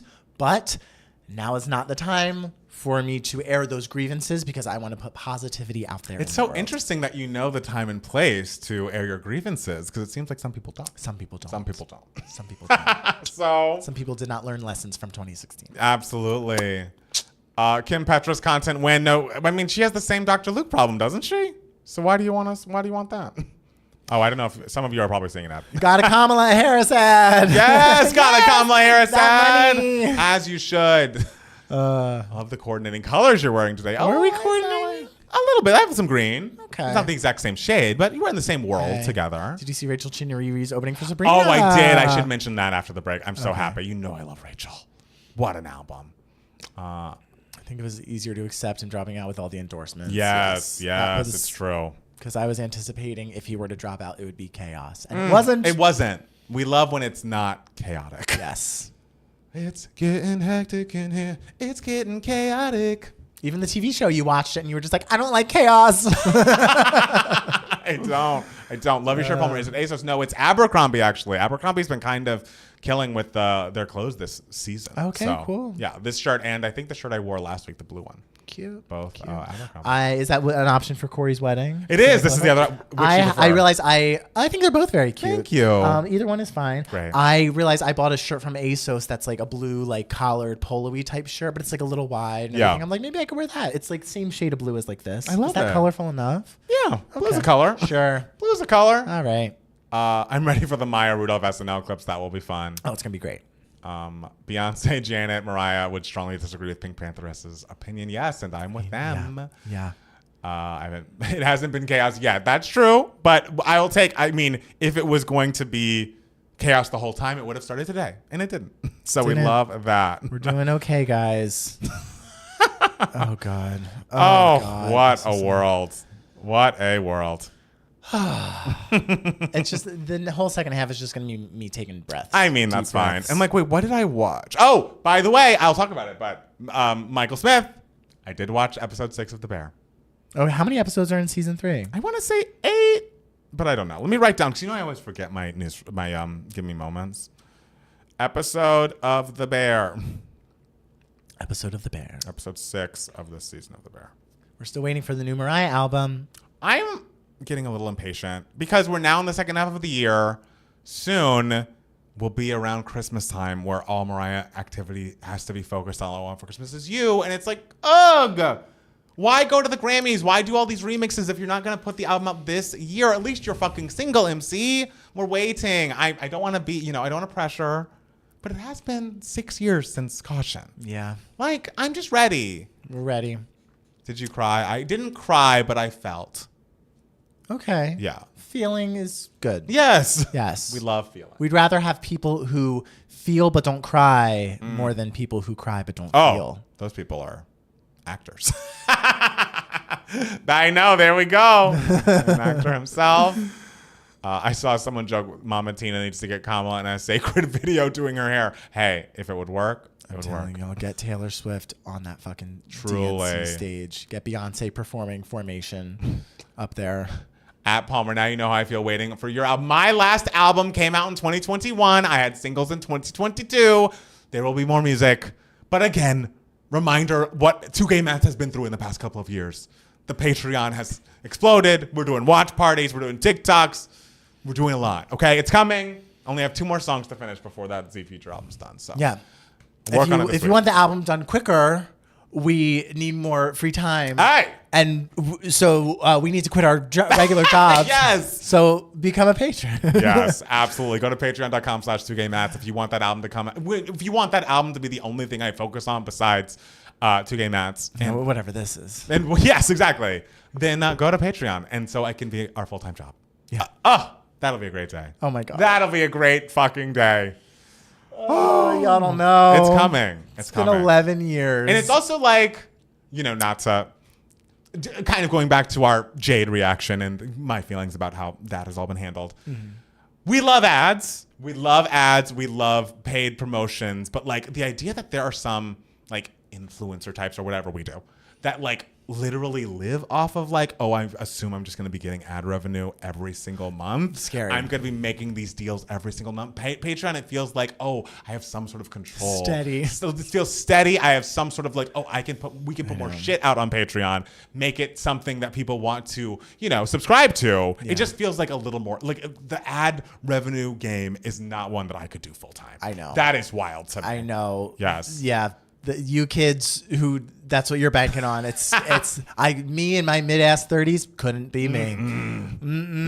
I am scared. I'm scared. We're frightened people. I want to pay my rent. The people who like I like my friends who, are actors or whatever, and they really just like are just like bounced from like bartending job, like freelance bartending job. Right. Or just like, or like, what's it called? Personal training. Yeah. And it's kind of just like, aren't you scared? Aren't you scared? Like and some people don't have that fear. Have the steady restaurant thing, like that I know will be there. Right, because it's also like at some point I want to buy a fucking house, and like the amount of money needed for me to live and also save is going to require me to have a job for now. But soon, I believe. We got to stay positive. We're positive about the coconut tree, and we're positive about the Patreon. So one day, I am positive I will not be buying a house anytime soon. Mine won't be soon, but I'd like to say sooner than me, bitch. I mean, you never know. What if the Patreon really blows up? You would still have more money saved than me. I know that, but then it could still be soon. But yes, I would like to buy a house before I was like, I don't know, 45. I think that's possible. Yeah, for you. Not for me. I think it could happen. Okay. But yes, if you enjoy the Patreon, best money I've ever spent. People like it. Jeff you. came back. Jeff came back. And if you want to hear Jeff and all of his crazy takes and opinions, go to the Discord. Sally loves it. And the thing is, when new people join the Discord, we want everyone to feel welcome and happy. Sometimes it's not the right place for people, and that's okay too. But sometimes it's a lot of people. It's a lot of people talking, and like it's hard to read tone when you get there. But I swear you're gonna have fun if you just go in and be happy. Go be happy and trust that everyone is coming from a place of love. Yes, no one is trying to be. Well, in general, written word, like the tone always comes off as a little dry and it's cold. true, and like a little harsher than it's meant to be. Yes, like if you like write something like innocuous on like Twitter or something that's like kind of just stating a fact, people read that and they're just like, what a bitch. I know, you're coming like, for me. It's just things that are written just come across as a little harsher and colder. Which is why I think it's beautiful. Let's make Steele's House a Patreon goal. Oh my God. The thing is, we just really need like a super rich patron. And if we're like, hey, we have a $1 million tier. Well, we'll see. I don't think anyone loves us that much. You never know. Except for our like moms, but like I don't think either of our moms could afford that. I mean, yeah, no, they're not joining the $1 million tier. No. Jackson won't go over the $5. He's like the $10 ones. I don't know. Yes, Sally, I swear I'm nice. We love everyone, but also don't come in swinging and be mad when people swing. All right. Yes, everyone should be. Question: is there one celebrity you wouldn't want to see endorse Kamala immediately, and one celebrity that you want to stay quiet because you think adding their voice to the campaign would be too divisive? Sure, we can answer. We can answer that. We can answer that. Sugar patron. That's funny. Sugar patron. My God. Everyone question. Discord is so fun. There's so much community enjoyment and critique. It's true. Do you guys have a PO box? We don't. I thought of getting one, but like people don't want to mail us too much shit. And PO boxes are more expensive than they should be. And look, I appreciate that so much. I'm sure that anything you would like to send would be wonderful and darling. I don't want stuff. I don't want stuff. I don't want stuff. So you know how funny. horrified I am of like accumulating stuff. I really appreciate it so much. Send me happy thoughts, happy tweets. I remember someone was really trying to send us like some JC Chazé pins. We never got them.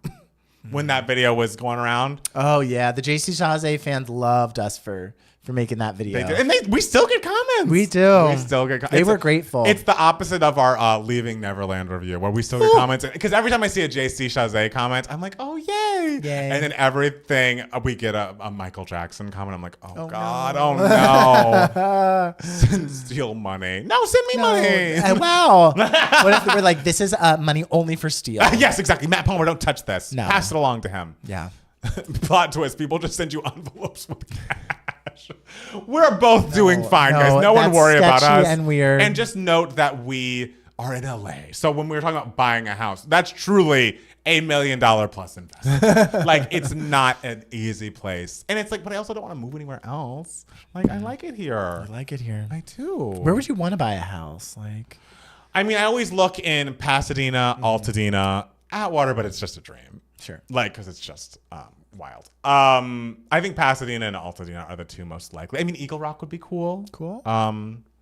But yeah, I just put it all away, check it. And the thing is, I shouldn't look at my betterment because I have it in some stocks or whatever. And I look at every day. Oh, do you? I do. You invest? I invest. You're such an adult. I know. And the thing is, with betterment, they basically are like, we do this for doing you. It for you. Like, I do have my own little investment account on my Robinhood. It's not a lot of money, but I do look at that every day too. But I've picked the things, and I look every day, and it's like, oh, it went down. And you're like, no. Oh, everything's gone down. Like, look, we're going red. Oh no, why? But the U.S. has the greatest economy in the world. Yes, thanks to Joe Biden and Kamala Harris. But over the course of 3 months, it's green. But over the course of 1 week, red. Well, things fluctuate. I know, but I'm not. I'm bad with fluctuations. I want up. Of course. I want up. Don't you like the journey? It's the journey of it all. That's exciting. We've been on this journey for too damn long. I just wanted to be over, to quote Keisha Cole's song.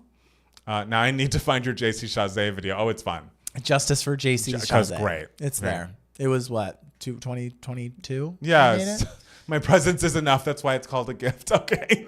That's true. Thank you, Montana. By the way, we still need a Justice for Vanessa Carlton video. I didn't realize that people had such strong feelings about Vanessa Carlton. We got a comment Vanessa yesterday from a video of ours called Songs That Should Have Been Hits. And we were talking about White Houses. We were like, this song is great. And I guess I said somewhere in the video that 1,000 Miles took over the world, which I guess is a bit hyperbolic. But it was everywhere. It's not a lie that it was a huge hit. Every teenage girl in my fucking high school learned how to play that lick on the piano. And it still goes viral to this day. Yes, and it's a fucking objectively great song. Period. So we got a comment just being like, oh my God, it's insane that Matt, so you are just Vanessa Carlton stands. She has one mediocre hit, and the Vanessa Carlton fans think that she deserves all this success, and Matt Steele was delusional when he said that. And it's like, what do you have against Vanessa Carlton? I didn't know people felt so strongly about Vanessa Carlton. We're not talking Britney, Christina in the 2000s. She and Michelle Branch had some hits, and great. Who's anti Vanessa Carlton? So weird. What has she ever done to anyone? And also, I would recommend everyone listen to her album Heroes and Thieves, and also her album Harmonium. Two incredible releases by Miss Vanessa Carlton. I actually never got really into the first one with 1,000 Miles on it, but those two are really, really excellent. So Justice for Vanessa. Justice for Vanessa. Absolutely. Guys. I don't know if you discussed this already, but Normani's album promo or lack thereof nation is starting to get frustrated, me included. Look. We haven't discussed it, but she says videos are coming. TikTok, babe. We want to see you dance. Yeah. We want to see you dance in the candy paint. Okay, but you two do be delusional sometimes. Hey, Jeff, you and I both. Pot kettle, babe. She covered Big Yellow Taxi with that guy from Counting Crows. She did. That guy used to date Jennifer Aniston. Okay. The things we know. Cool. Vanessa stole this person's boyfriend. They seem pissed. Sure. White House. Yes, 1,000 Miles wasn't White Chicks. I love White Chicks. I've never seen it. Oh, I love the Wayans brothers. They're great. They're great. White Houses was better. I mean, we love White Houses. White House is great. Yeah. Still popular high school. Been a legend for a bit and really need to try the Discord. You should. It'll be fun in there. Yeah, get in the. If you're a patron, get in the Discord. Please. If you're not in the Discord, you're only getting half the story. Exactly. That's what Rue says. There's a lot that goes on. Yeah. There's so much now that even I don't know sometimes. I know. Because there are chunks of time where it's I can't check the Discord. Right. And then I look and I see hundreds of the conversations have happened. Yes. And so I'm like, Matt Palmer did something. I know. He'll just what happened? I'm like, this is the overall gist of what happened. He's like, oh, okay. Yeah. The Candy Paint music video should have dropped the night of the BET Awards, but ugh. Yeah. We do what we can in this life. We all do our best. We should start again. Okay.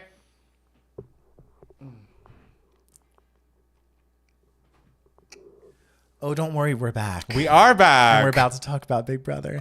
But first, yes. Matt Palmer just got scared. I did. But Matt Palmer, first, wasn't there a news story that you wanted to talk about? That you there was, about? but I've already forgotten what it it's was. fine. How about you give the ad? Yes, I'll give the ad. When I'm talking about Big Brother and you're not listening to what I'm saying, maybe you'll remember I look what you were about to moment. say. Guys, thank you so much for listening or watching the podcast. If you enjoy us, please go to, wherever you get this podcast. Go to Apple Podcasts, go to Spotify, leave us a 5-star rating or review. We do only accept 5 stars, so if it's 4 or below, you gotta keep it to yourself. And if you really enjoy us, you gotta go to our Patreon, patreon.com/2gaymats. There you get extra bonus content from us. You can join the Discord, chat with a bunch of other pop music and pop culture obsessed folks. And we even opened up an Election 2024 channel recently. So if you have a lot of election thoughts, now that things are changing, that you want to get out, we have people ready to listen and discuss with you there.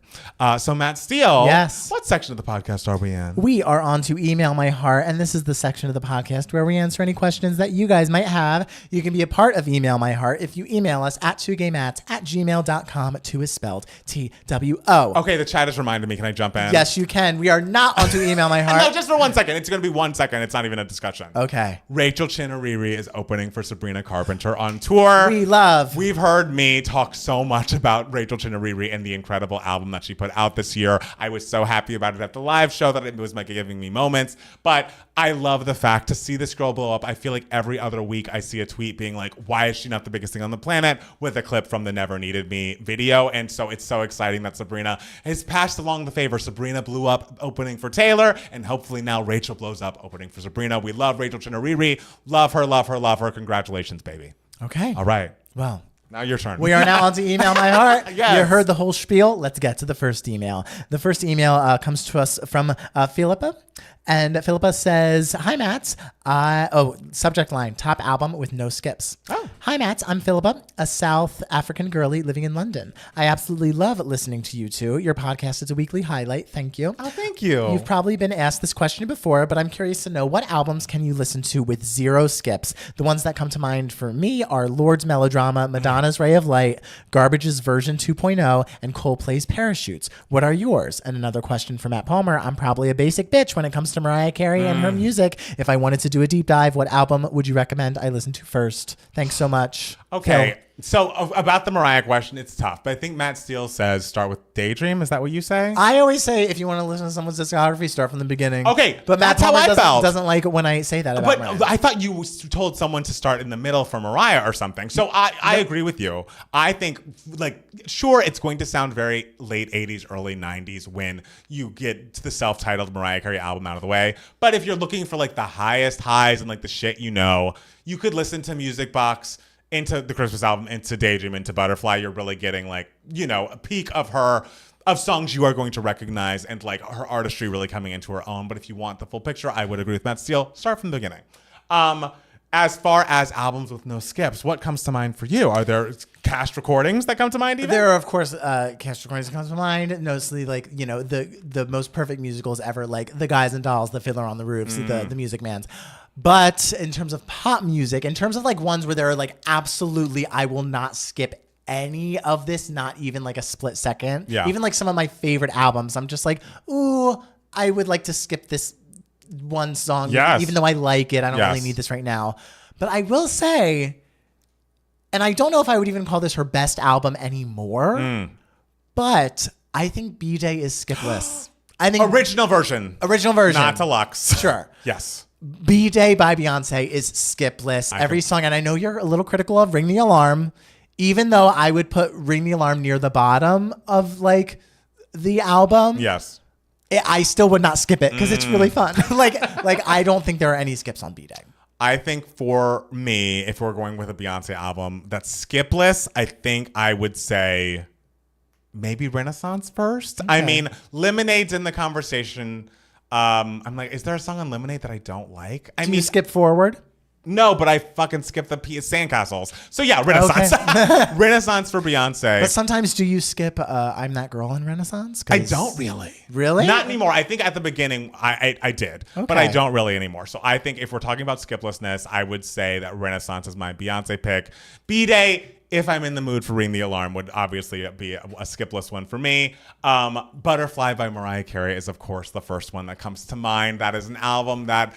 Again, you can't. It's hard thinking back about what Panthers just said. I would say Butterfly is also a skipless album. Beyond. In terms of Mariah Carey album. So that also helps answer your question as well, Philippa. Yes. And even, Butterfly, Mariah Carey's best album. Beyond. And like as much as I love Ray of Light, I think like Ashanti Shanti, I think is a song that I usually skip when I listen to it. I like that one. I think Confessions on a Dance Floor is my Madonna skipless album. I think it is so incredibly good. Top to bottom, especially if you listen to the version where I Love New York.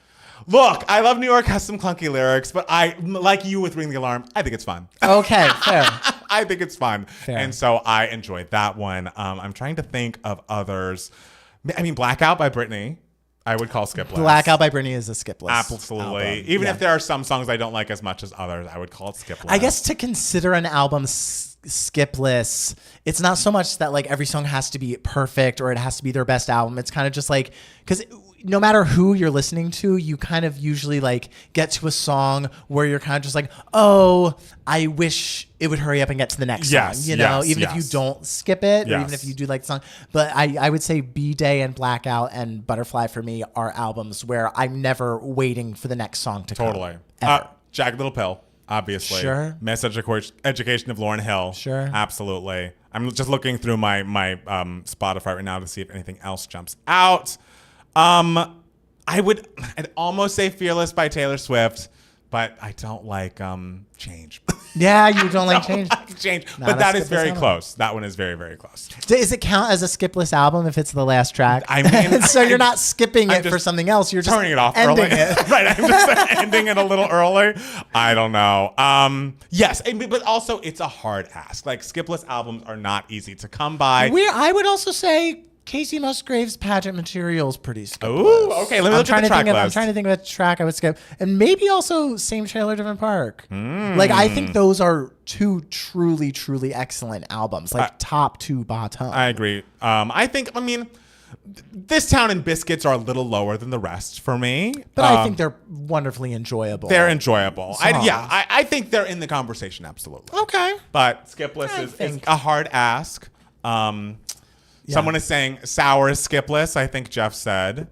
Is there a song I don't like on Sour? I would say Happier is my least favorite song on Sour. I would say The Fame Monster skipless. Oh, yeah. And because I don't love that wine song. So Happy I Could Die. Happy I Could Die. I like So Happy I Could Die. Yeah, but it's all right. But it's also a 7-track album. Right, exactly. And also all of Matt Palmer's albums. Yes, skipless. available now. Yeah. Yeah, those are the ones that come to I think mind. we gave you some good shit. Absolutely. We got like more than 2 email my heart, but the rest are like very quick questions. So I'll do the Big Brother question last to go into 2 gay minutes. Real quick question we got from Mel. Mel says, Matt's for president. Hi, Matt. I'm voting for 2 gay Matts this November. Who's at the top of the ticket, Steele or Palmer? Mel, you know I give hardcore vice president energy. If you think I would ever be the president in this situation, when Matt Palmer's the one hooking up all the cables here, I'm like, if you need anything, let me know. Like, I am the fun little sidekick. I am the Joe Biden, the fun, quirky, like goofy one to the Barack Obama. I mean, okay? I don't think either of us would want to get into politics, but yeah, I'd be president. Yeah, exactly. Of the two of us, I'd be more interested in it. I think that I would stay on script. If we're giving speeches, I feel like you might. Oh, I'd veer. You'd add a lot of color that maybe wasn't needed. But no, I would, I would be the sure. We got another question from Lauren in the chat that was just like, what celebrity endorsements do you think would really help the Kamala Harris campaign, which might hurt the Kamala Harris campaign? Listen, Beyonce and Taylor, you have jobs to do. Absolutely. This fall.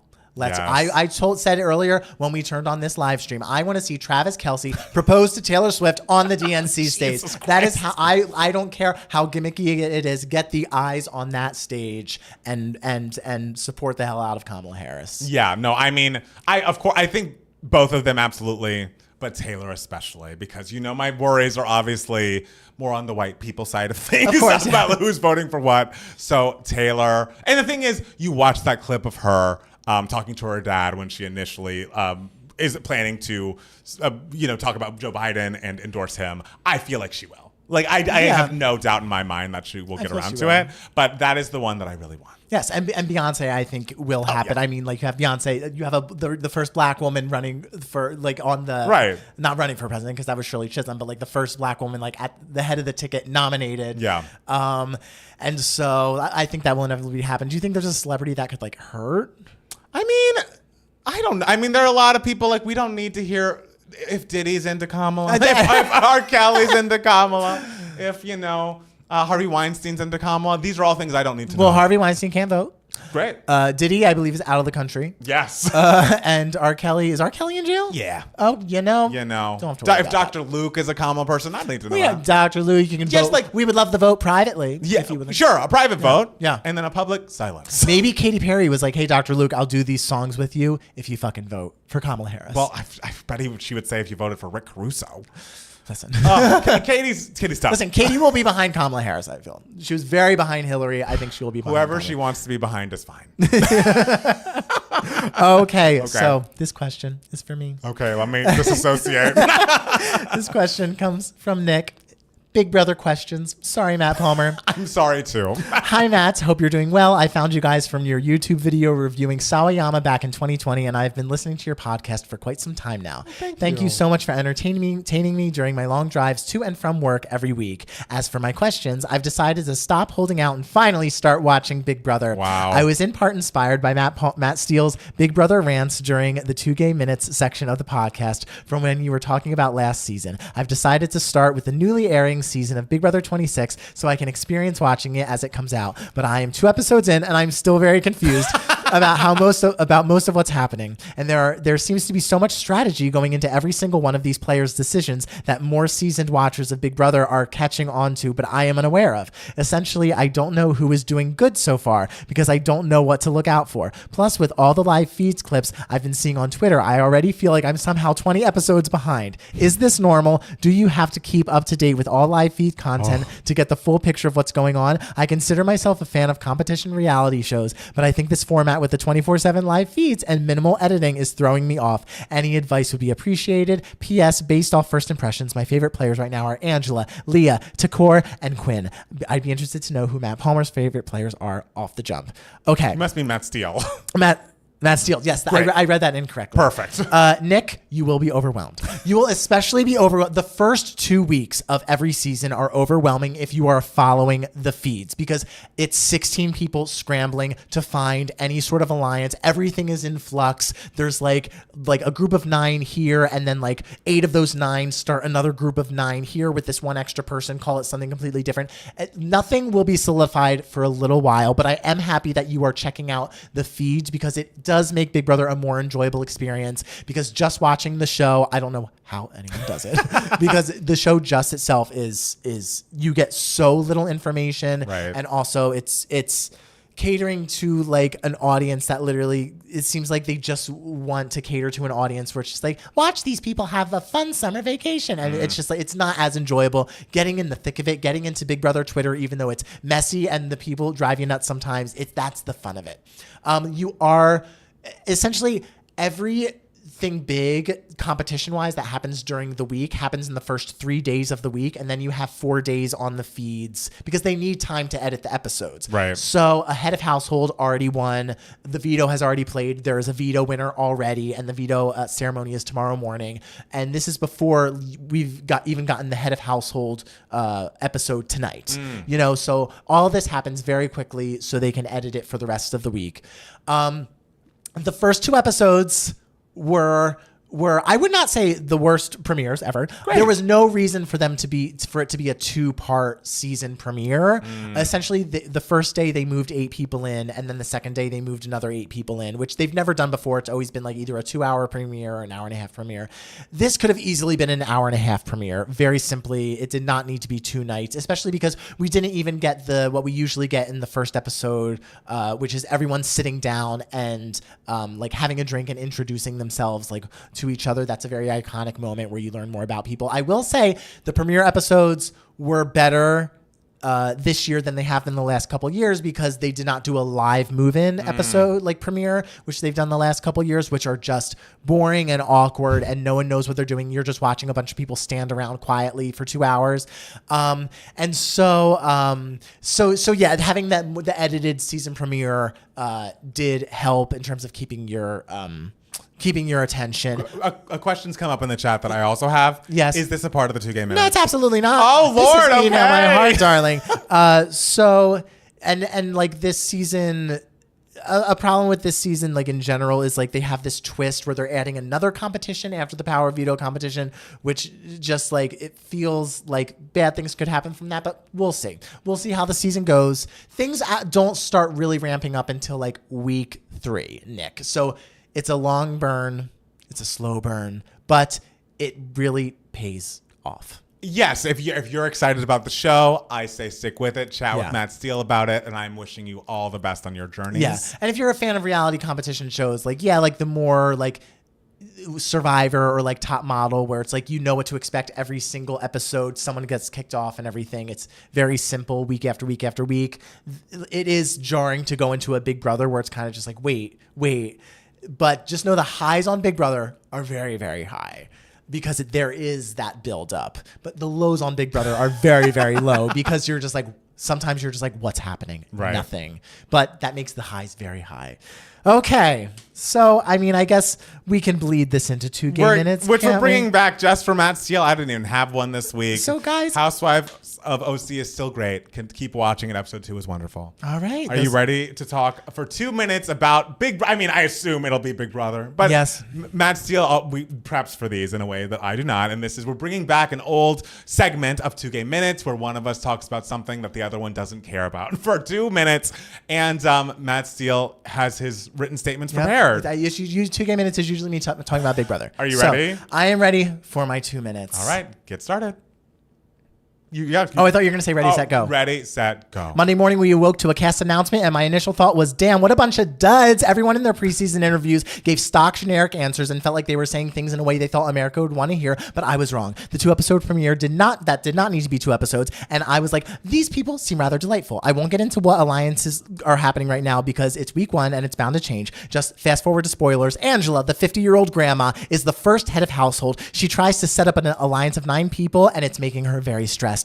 There's this young hunky man named Matt who was playing very hard, and the 3rd night, which is when the feed started, we see him talking to a bunch of the younger players in the storage room for literally hours, and the whole time Angela is like, what is Matt doing in that room? He's plotting. She starts to spiral with paranoia. She spends all day freaking out about this, crying to everyone. It's fun. Then we see her talking to herself in bed in the middle of the night. What was she doing? We wondered. Turns out she was rehearsing a giant confrontation she did at 8 a.m. on day 5. The cast was woken up early, so everyone was in the kitchen, and Angela comes out of her bedroom ready to begin the performance. She starts with a slow clap. 1 minute.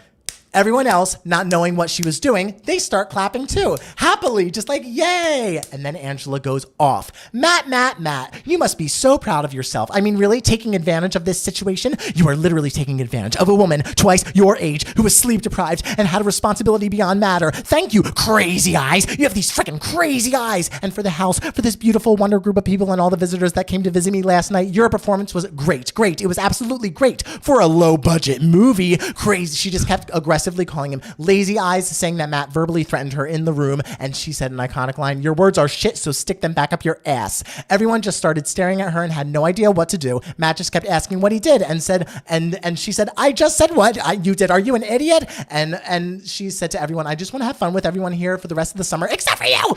This season is off to a blessed start. We have people not afraid to start a fight. We have this kooky celebrity chef Lisa, this guy Tucker, who is so old school coded. And that's 2 minutes. Oh, damn it. Well, just television. That's all I have to say. I'm so glad. And it seemed like, because I saw a clip of that fight, that argument, that monologue from Angela. And it's like, I did complain very recently on this podcast that like, I don't love a rehearsed read. But if she pulled it off. Well, the thing that's so adorable about her rehearsed read is that she is like a 50-year-old grandmother from Utah. Right. I think she might be Mormon. I don't know. But like, she's from Utah. Yes. She's part of like Mormon culture. So like, you can tell she was like gearing herself up to read everyone in that room and everything. And so she stands up there and she is like, you can just tell that she's like still thinking about like, what did I rehearse? And it's kind of adorable. Yes. Like, it's so much fun. Like, so much fun. And look, it could all go downhill after this week, but the first week, a slay. Yes, I will let the Big Brother people be happy, enjoy this moment, because it really did feel like a clip from the old school Big Brother, even before I watched for the little time I did. The old school Big Brother was a little more volatile. Okay. like those were people who like they didn't need to rehearse or prep. Like those were people who literally were so vicious to each other. It's like the great thing about hers was like you could tell she like wanted to be really stick it to him, but she's such a sweet lady that like it didn't come naturally to her. Which we love Angela. I like Matt too. I think everyone is pretty likable this season so far. Great. So we got it. We got television, guys. All right. Well, let me get into giving moments. I'll go first. Okay. You've been blabbing for a minute. Okay. I just have 2 things I want to discuss. The first is not something that I took in and was happy about, but just something that I need us all to know. Vanderpump Rules for this past season, season 11, which was fine at best, like very much a transitional season. The show is kind of not knowing its next steps because you have this couple at the center of it that like will not interact with each other. This show got nominated yet again for an Emmy. Mm-hmm. It got nominated for Outstanding Reality, whatever the reality show nomination is. And guys, I understand if you're an Emmy voter, maybe it's still top of mind. You're still thinking, oh, Scandal, whatever. Housewives of Salt Lake City this past season with Monica and how that all ended with that season of television is like a fucking whodunit with the most satisfying conclusion I've ever watched. I don't think any Housewives season has been nominated for an Emmy before, and so maybe they felt like, oh, this is a bridge too far. We judge Housewives of, whatever cities for whatever reason in the Television Academy. But you can't nominate a so-so to bad season of Vanderpump Rules and look over Housewives of Salt Lake City, which is giving us their best fucking shit. I stand behind the fact that Monica should have been brought back. I'm excited to watch season 5, but the rumor going around is that Heather on that show is saying, even if you film something with Monica without my being there, I will quit. And to that I say, no housewife should have that much power on their show. You are not in casting. You cannot decide who is and is not on the cast. And if Shannon Bedore, after her DUI, can interact with this woman who is now dating her boyfriend that she got the DUI over, and she's showing up to filming, she's interacting, Heather Gay, you have no leg to stand on. Just do the show. The people want Monica. You cannot ice her out this hard. And if your show sucks next year, they're bringing Monica back immediately. And you can go. I don't dislike Heather as much as a lot of people do on Bravo Twitter and stuff. But the show needs to come first. What you want is not the priority. It's the show. Everyone's replaceable, even you, Heather Gay. Okay. Secondly, that could have been your 2 gay minutes, honestly. Well, whatever it was, I deserve a chance to speak. Absolutely. Second thing I'm gonna say, it's not even a long time. I won't go into it too far, but I've been watching The Bear. I've been taking some breaks because season 3 has not been my favorite so far. But I will say, everyone said, "Oh, keep watching. Episode 6 is amazing. Episode 6 is amazing." guys, episode 6 is amazing. Sometimes a slow burn is great. Absolutely. And this was kind of following, it went in the past of the line cook that we know from the show. Oh, I've forgotten her name on the show, but she's an incredible actress, and like her character like has gone through such an arc over the 3 seasons. Like she was so combative initially when Carmi came back, and when Io's character like was kind of making the rules, like she was so combative, but she's really like figured out how to get a lot out of this job. And as the restaurants moved into this new direction, she's doing such a beautiful job. And it has shown us her backstory prior to getting this job, prior to being hired on at the sandwich place that, you know, Carmi used to work at, or like his brother used to like owned. And it's all about a day that she has been working at this job, like very much like admin office job for like 15 to like 20 years or something, unceremoniously. Yes, the character's name is Tina. Thank you so much. She gets very unceremoniously laid off along with a lot of other people. And like, she's a person that's like, we're renting this apartment. We're barely making rent now. My husband has been waiting on this promotion for years. It still hasn't come. This promotion is going to just be like a $3 increase hourly. Like, is it even going to be worth it? They're fighting to keep their apartment when she gets the news that she's been laid off. And she's like, beyond the whole financial implications of like, can I even survive and keep my family afloat? It's also like, me as a person, I get my worth from working. I don't want to be sitting in this house bored while my husband goes off to work and while my kid is being a little asshole to me all day. Like when he's back from school, I feel a sense of self-worth and that I'm contributing to our home by working. And she kept like being on LinkedIn every single day and like applying. And she finally is like, she gets an email saying, oh, come to this office. We're having like an open interview session. So she goes in and there's this like little jerk at the desk, looks up and she's like, hi, I'm here for the open interviews. Want to just like talk to someone here. And he's just basically just like, oh, it got canceled. We filled the position. Oh. And like she's like, well, could you check again actually, because like I spent my entire day like I would really like you to see if there's someone I could speak with. And he's like, no, there's nothing to talk about. Like no interview. It's been filled. Sorry. And she's just like, you don't understand. Like I feel like the job market right now is so horrifying for people. I have known people who have become unemployed or unemployed for any number of reasons who are beyond qualified at these positions. She also went on another interview which was like the same position at a different company. And they're like, oh, do you not have a BA? Do you not have like a degree? And she's like, no, but I literally did the same job for 20 years. And she's like, well, that's not good enough. They're like so weird about it. Maybe you could take some night classes. And it's just like seeing this woman go through so fucking much was so horrifying for so much of the episode. But then she finally makes her way to the restaurant and meets Carmi's brother, and they just connect on a human level. And she gets this job, and now she's like, you know, a part of this restaurant that's really vying for a Michelin star. It was a beautiful way to see where she came from. Tina is such a lovable character, and to see her go through what I know so many people, you know, at this time go through, like, even if it's like, of course, like the unemployment numbers are low, the job market is terrifying for a lot of people. And these layoffs, especially in tech companies, happen so often that it just was like resonating with me, and I'm sure a lot of people. So I can't recommend episode 6 enough, even if the bear this season is not, you know, my favorite or your favorite thing in the world. You must watch the Tina episode. Io directed it. She did a bang up fucking job. Like it's a highlight. Beautiful stuff. Oh my God. So that's it. Well, my giving me moments was also a beautiful moment. Yes, what is that? A beautiful moment of cinema. I can't wait to hear. So this week I saw the movie Sing Sing. Which is, have you heard about it? No, I've not. It's starring Coleman Domingo, and it is about in, you know, Sing Sing prison. It's a very famous prison. Within Sing Sing, there is a theater group that they have to, you know, keep, you know, the inmates like involved and like active and being able to like be in touch with their emotions and everything. And so it's like this theater troupe, and like every couple of months they put on this play.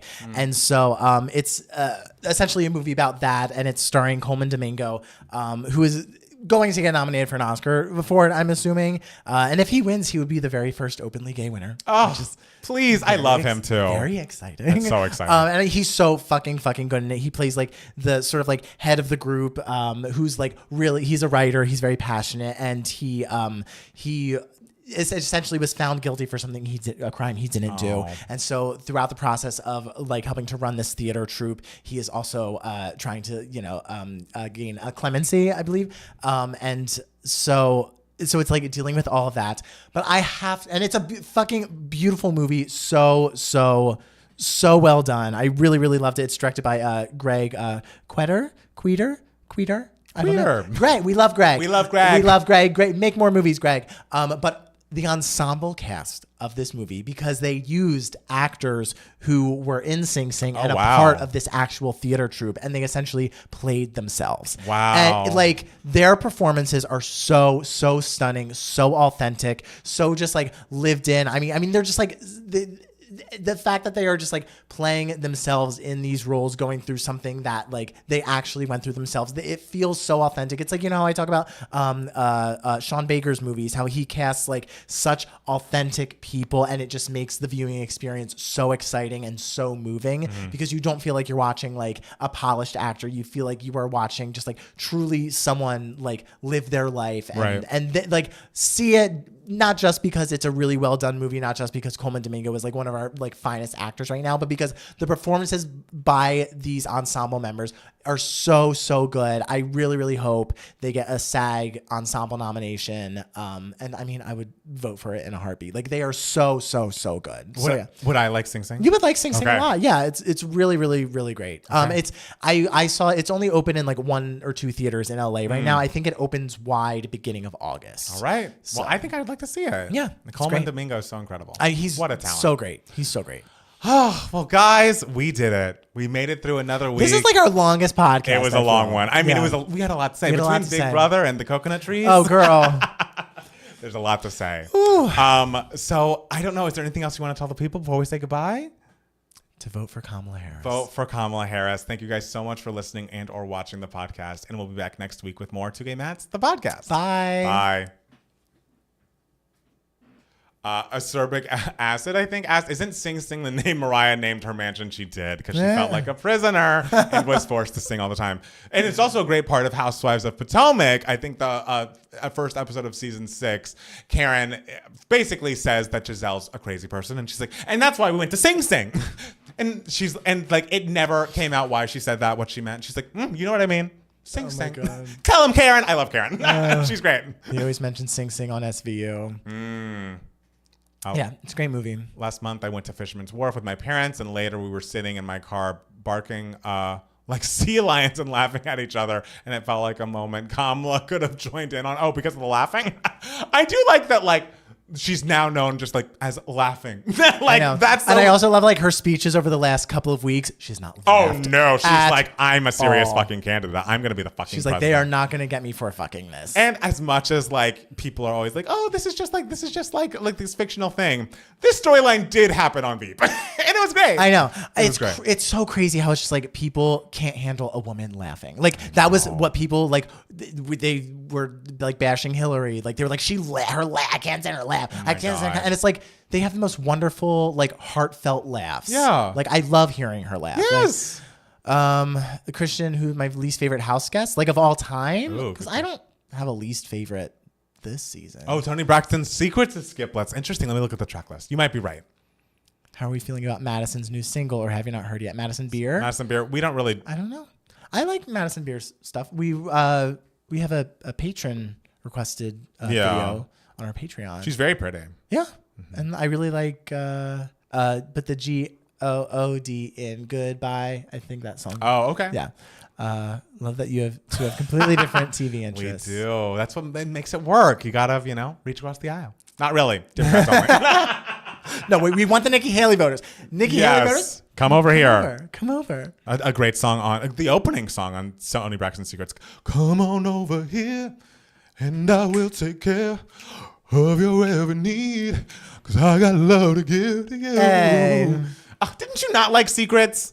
I liked it fine. You didn't get it. I didn't. It was like you listening to Carousel. I It was know. like, this is nice. Yes, it was like, I feel like Brandy Full Moon and Toni Braxton's Secrets are just like, this Nice. is very. I can respect what's going on here. I've been watching the live feeds a lot. So my least favorite this season is Matt Crazy Eyes, Leah, and Kenny. Matt is just kind of like overplaying his hand, and like he's just like this big like hot guy. So like people are probably gonna be like, oh, Matt's really cocky, when like he's fine. Like I've not seen anything from Matt that makes him unlikable. He's just kind of like playing really hard. I mean, we'll see. The season is young. Did he and Angela make up? they had a conversation today where he was like, I was very upset that you said my mom will be disappointed in me for being a brat or whatever, because like my mom has like been through a lot. Like like my mom was like an immigrant and she learned how to speak English by watching like Big Brother and like Julie Chen and everything. And that's how she liked Julie Chen because he's half Filipino. And so Angela was sitting there listening to him being like, oh, yes, yes, yes. And then Matt left and Angela was like, are you fucking kidding me? Like it's mess. It's messy without anyone being like unlikable. So that's fun. That sounded a little like Deborah Cox to me, El Palmer. That's funny. I've been listening to a lot of Monica lately. Oh, I love Monica. The First Night, Angel of Mine, Don't Take It Personal, Why I Love You So Much. Before You Walk Out My Life. Great. Monica has fucking hits. Monica's fucking hits. Angela's having a brat summer. Oh my God. The Angela brat edits are great. That's the thing is I'm like, how much did the Kamala brat like edits contribute to what's happening? Oh my God. And did you see like on Fire Island, there's gays with like the brat crop tops that just say Kamala Harris on. It's like, y'all work fucking fast. I know. Hey.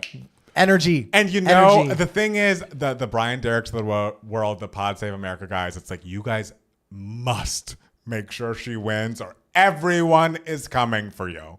Everyone will be coming for you because y'all if were she loses. Relentless. It's just, and I hope it's right. And you guys have histories of fundraising, obviously, so clearly you know what you're doing in that arena. But if I were them, I'd be nervous because it's just like you really did something that like not. I don't know. You really pushed it.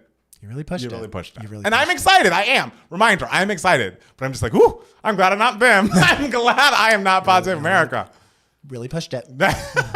Yes, Angel of My Dreams, please. It hopefully is coming. It's definitely going to come on our Patreon. Soft launching Kamala as the president with memes. Sure. Kamala and Pete. Oh, Rhythm Nation is Skipless. That's a great album. And Velvet Rope, too.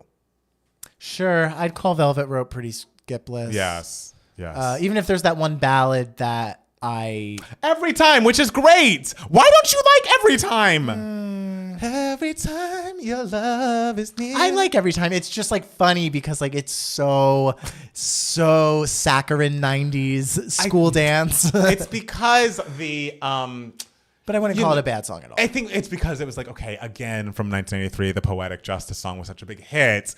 We can't leave the Again girls without anything on Velvet Rope. We can't leave the Again girls without anything. Please make sure you're registered to vote. Make sure you make time to vote. Yes. Early voting starts in less than 70 days. Is that true? Yes. Jesus Christ. Which is why when people are like, yeah, I was like, I don't know if this is a good idea, but we're doing it. And we're going and it feels good. Right now it feels good. Unified vote. Unified Kamala. Kamala. Hurl money at the campaign. 1989 is definitely skipless.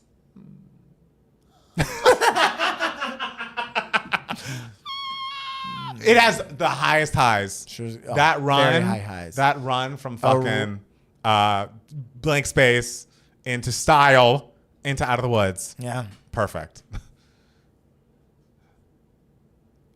Empty is my favorite song. Empty is great.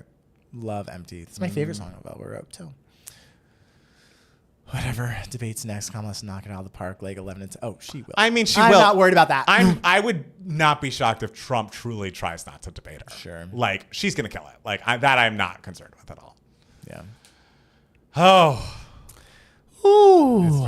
It's been a time. It has been a time. It's kind of just like now that it's happened. Yes.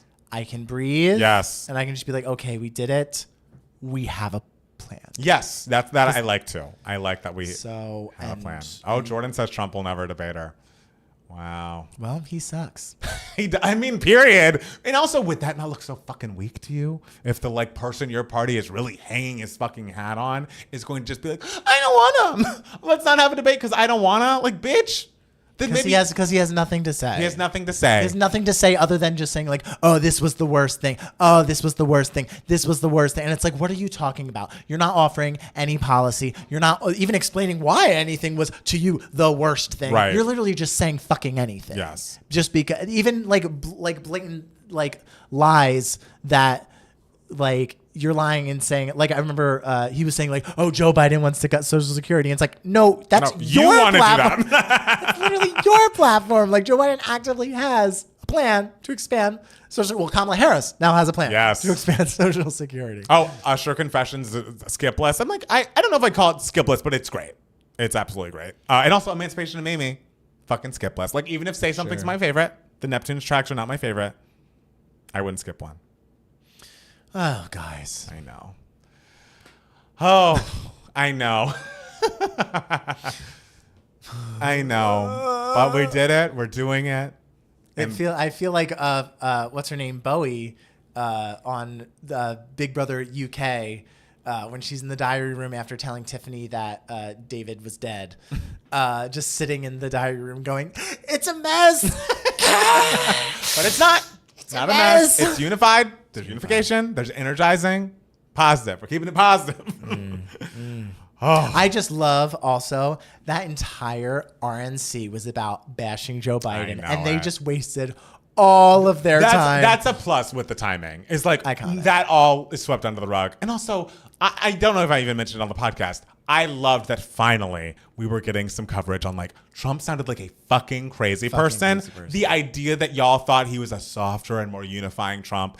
I'm so glad that blew up in your face like it did. Because, like, people were falling for the shit of the RNC for a minute there. And then he spoke and everyone's like, oh, no, he's crazy. And it's like, yeah, bitch, I could have told you that. Oh my God, he's talking about Hannibal Lecter. Like, right. Like, oh, it's like, what are you talking about? He talked for an hour and a half rambling. It's like, shut the fuck up. And she's like, you can't, like, stick to the fucking teleprompter fucking once. Moron. And a threat to society. Yes, a threat to democracy. A threat to all of our futures. A threat to the country, which is a threat to the world. So Supreme Court. I'm just going to say Supreme Court. Supreme Court. Also, there were some murmurs, and I don't know if this is true. Is it true that Joe Biden might be making some Supreme Court ideas? Like, I feel like there was discussion. Yeah, I think there's discussion of, like, him, like, seeing if there's any way to, like, set limits. To set, like, limits of some sort, like, what the legalities of that are. Talk about going out on top. If we did that. I mean, hey. Woo! Hey. That would be amazing. Hey, Joe. Right. And he's going to be retired, so, like, he'll have some free time. We can go get some ice cream together. You guys. Some mint chip. I can't wait. Me and my Joey. I can't wait till you guys do that. Oh, my God. If I could sit down and have ice cream with Joe Biden, I'd be like, how you doing? He'd be like, good. I'd be like, Good. Great. Oh, my gosh. All right, Yael. I think we gotta head out. It's been 2 hours. I got to get on a plane. Yes, he's flying away. Flying away. Have a great trip. Away. And we'll figure out what to do next week about the podcast. Yeah, I'll pack my microphone. We'll figure it out. Figure it out. We love you guys. Bye. Bye.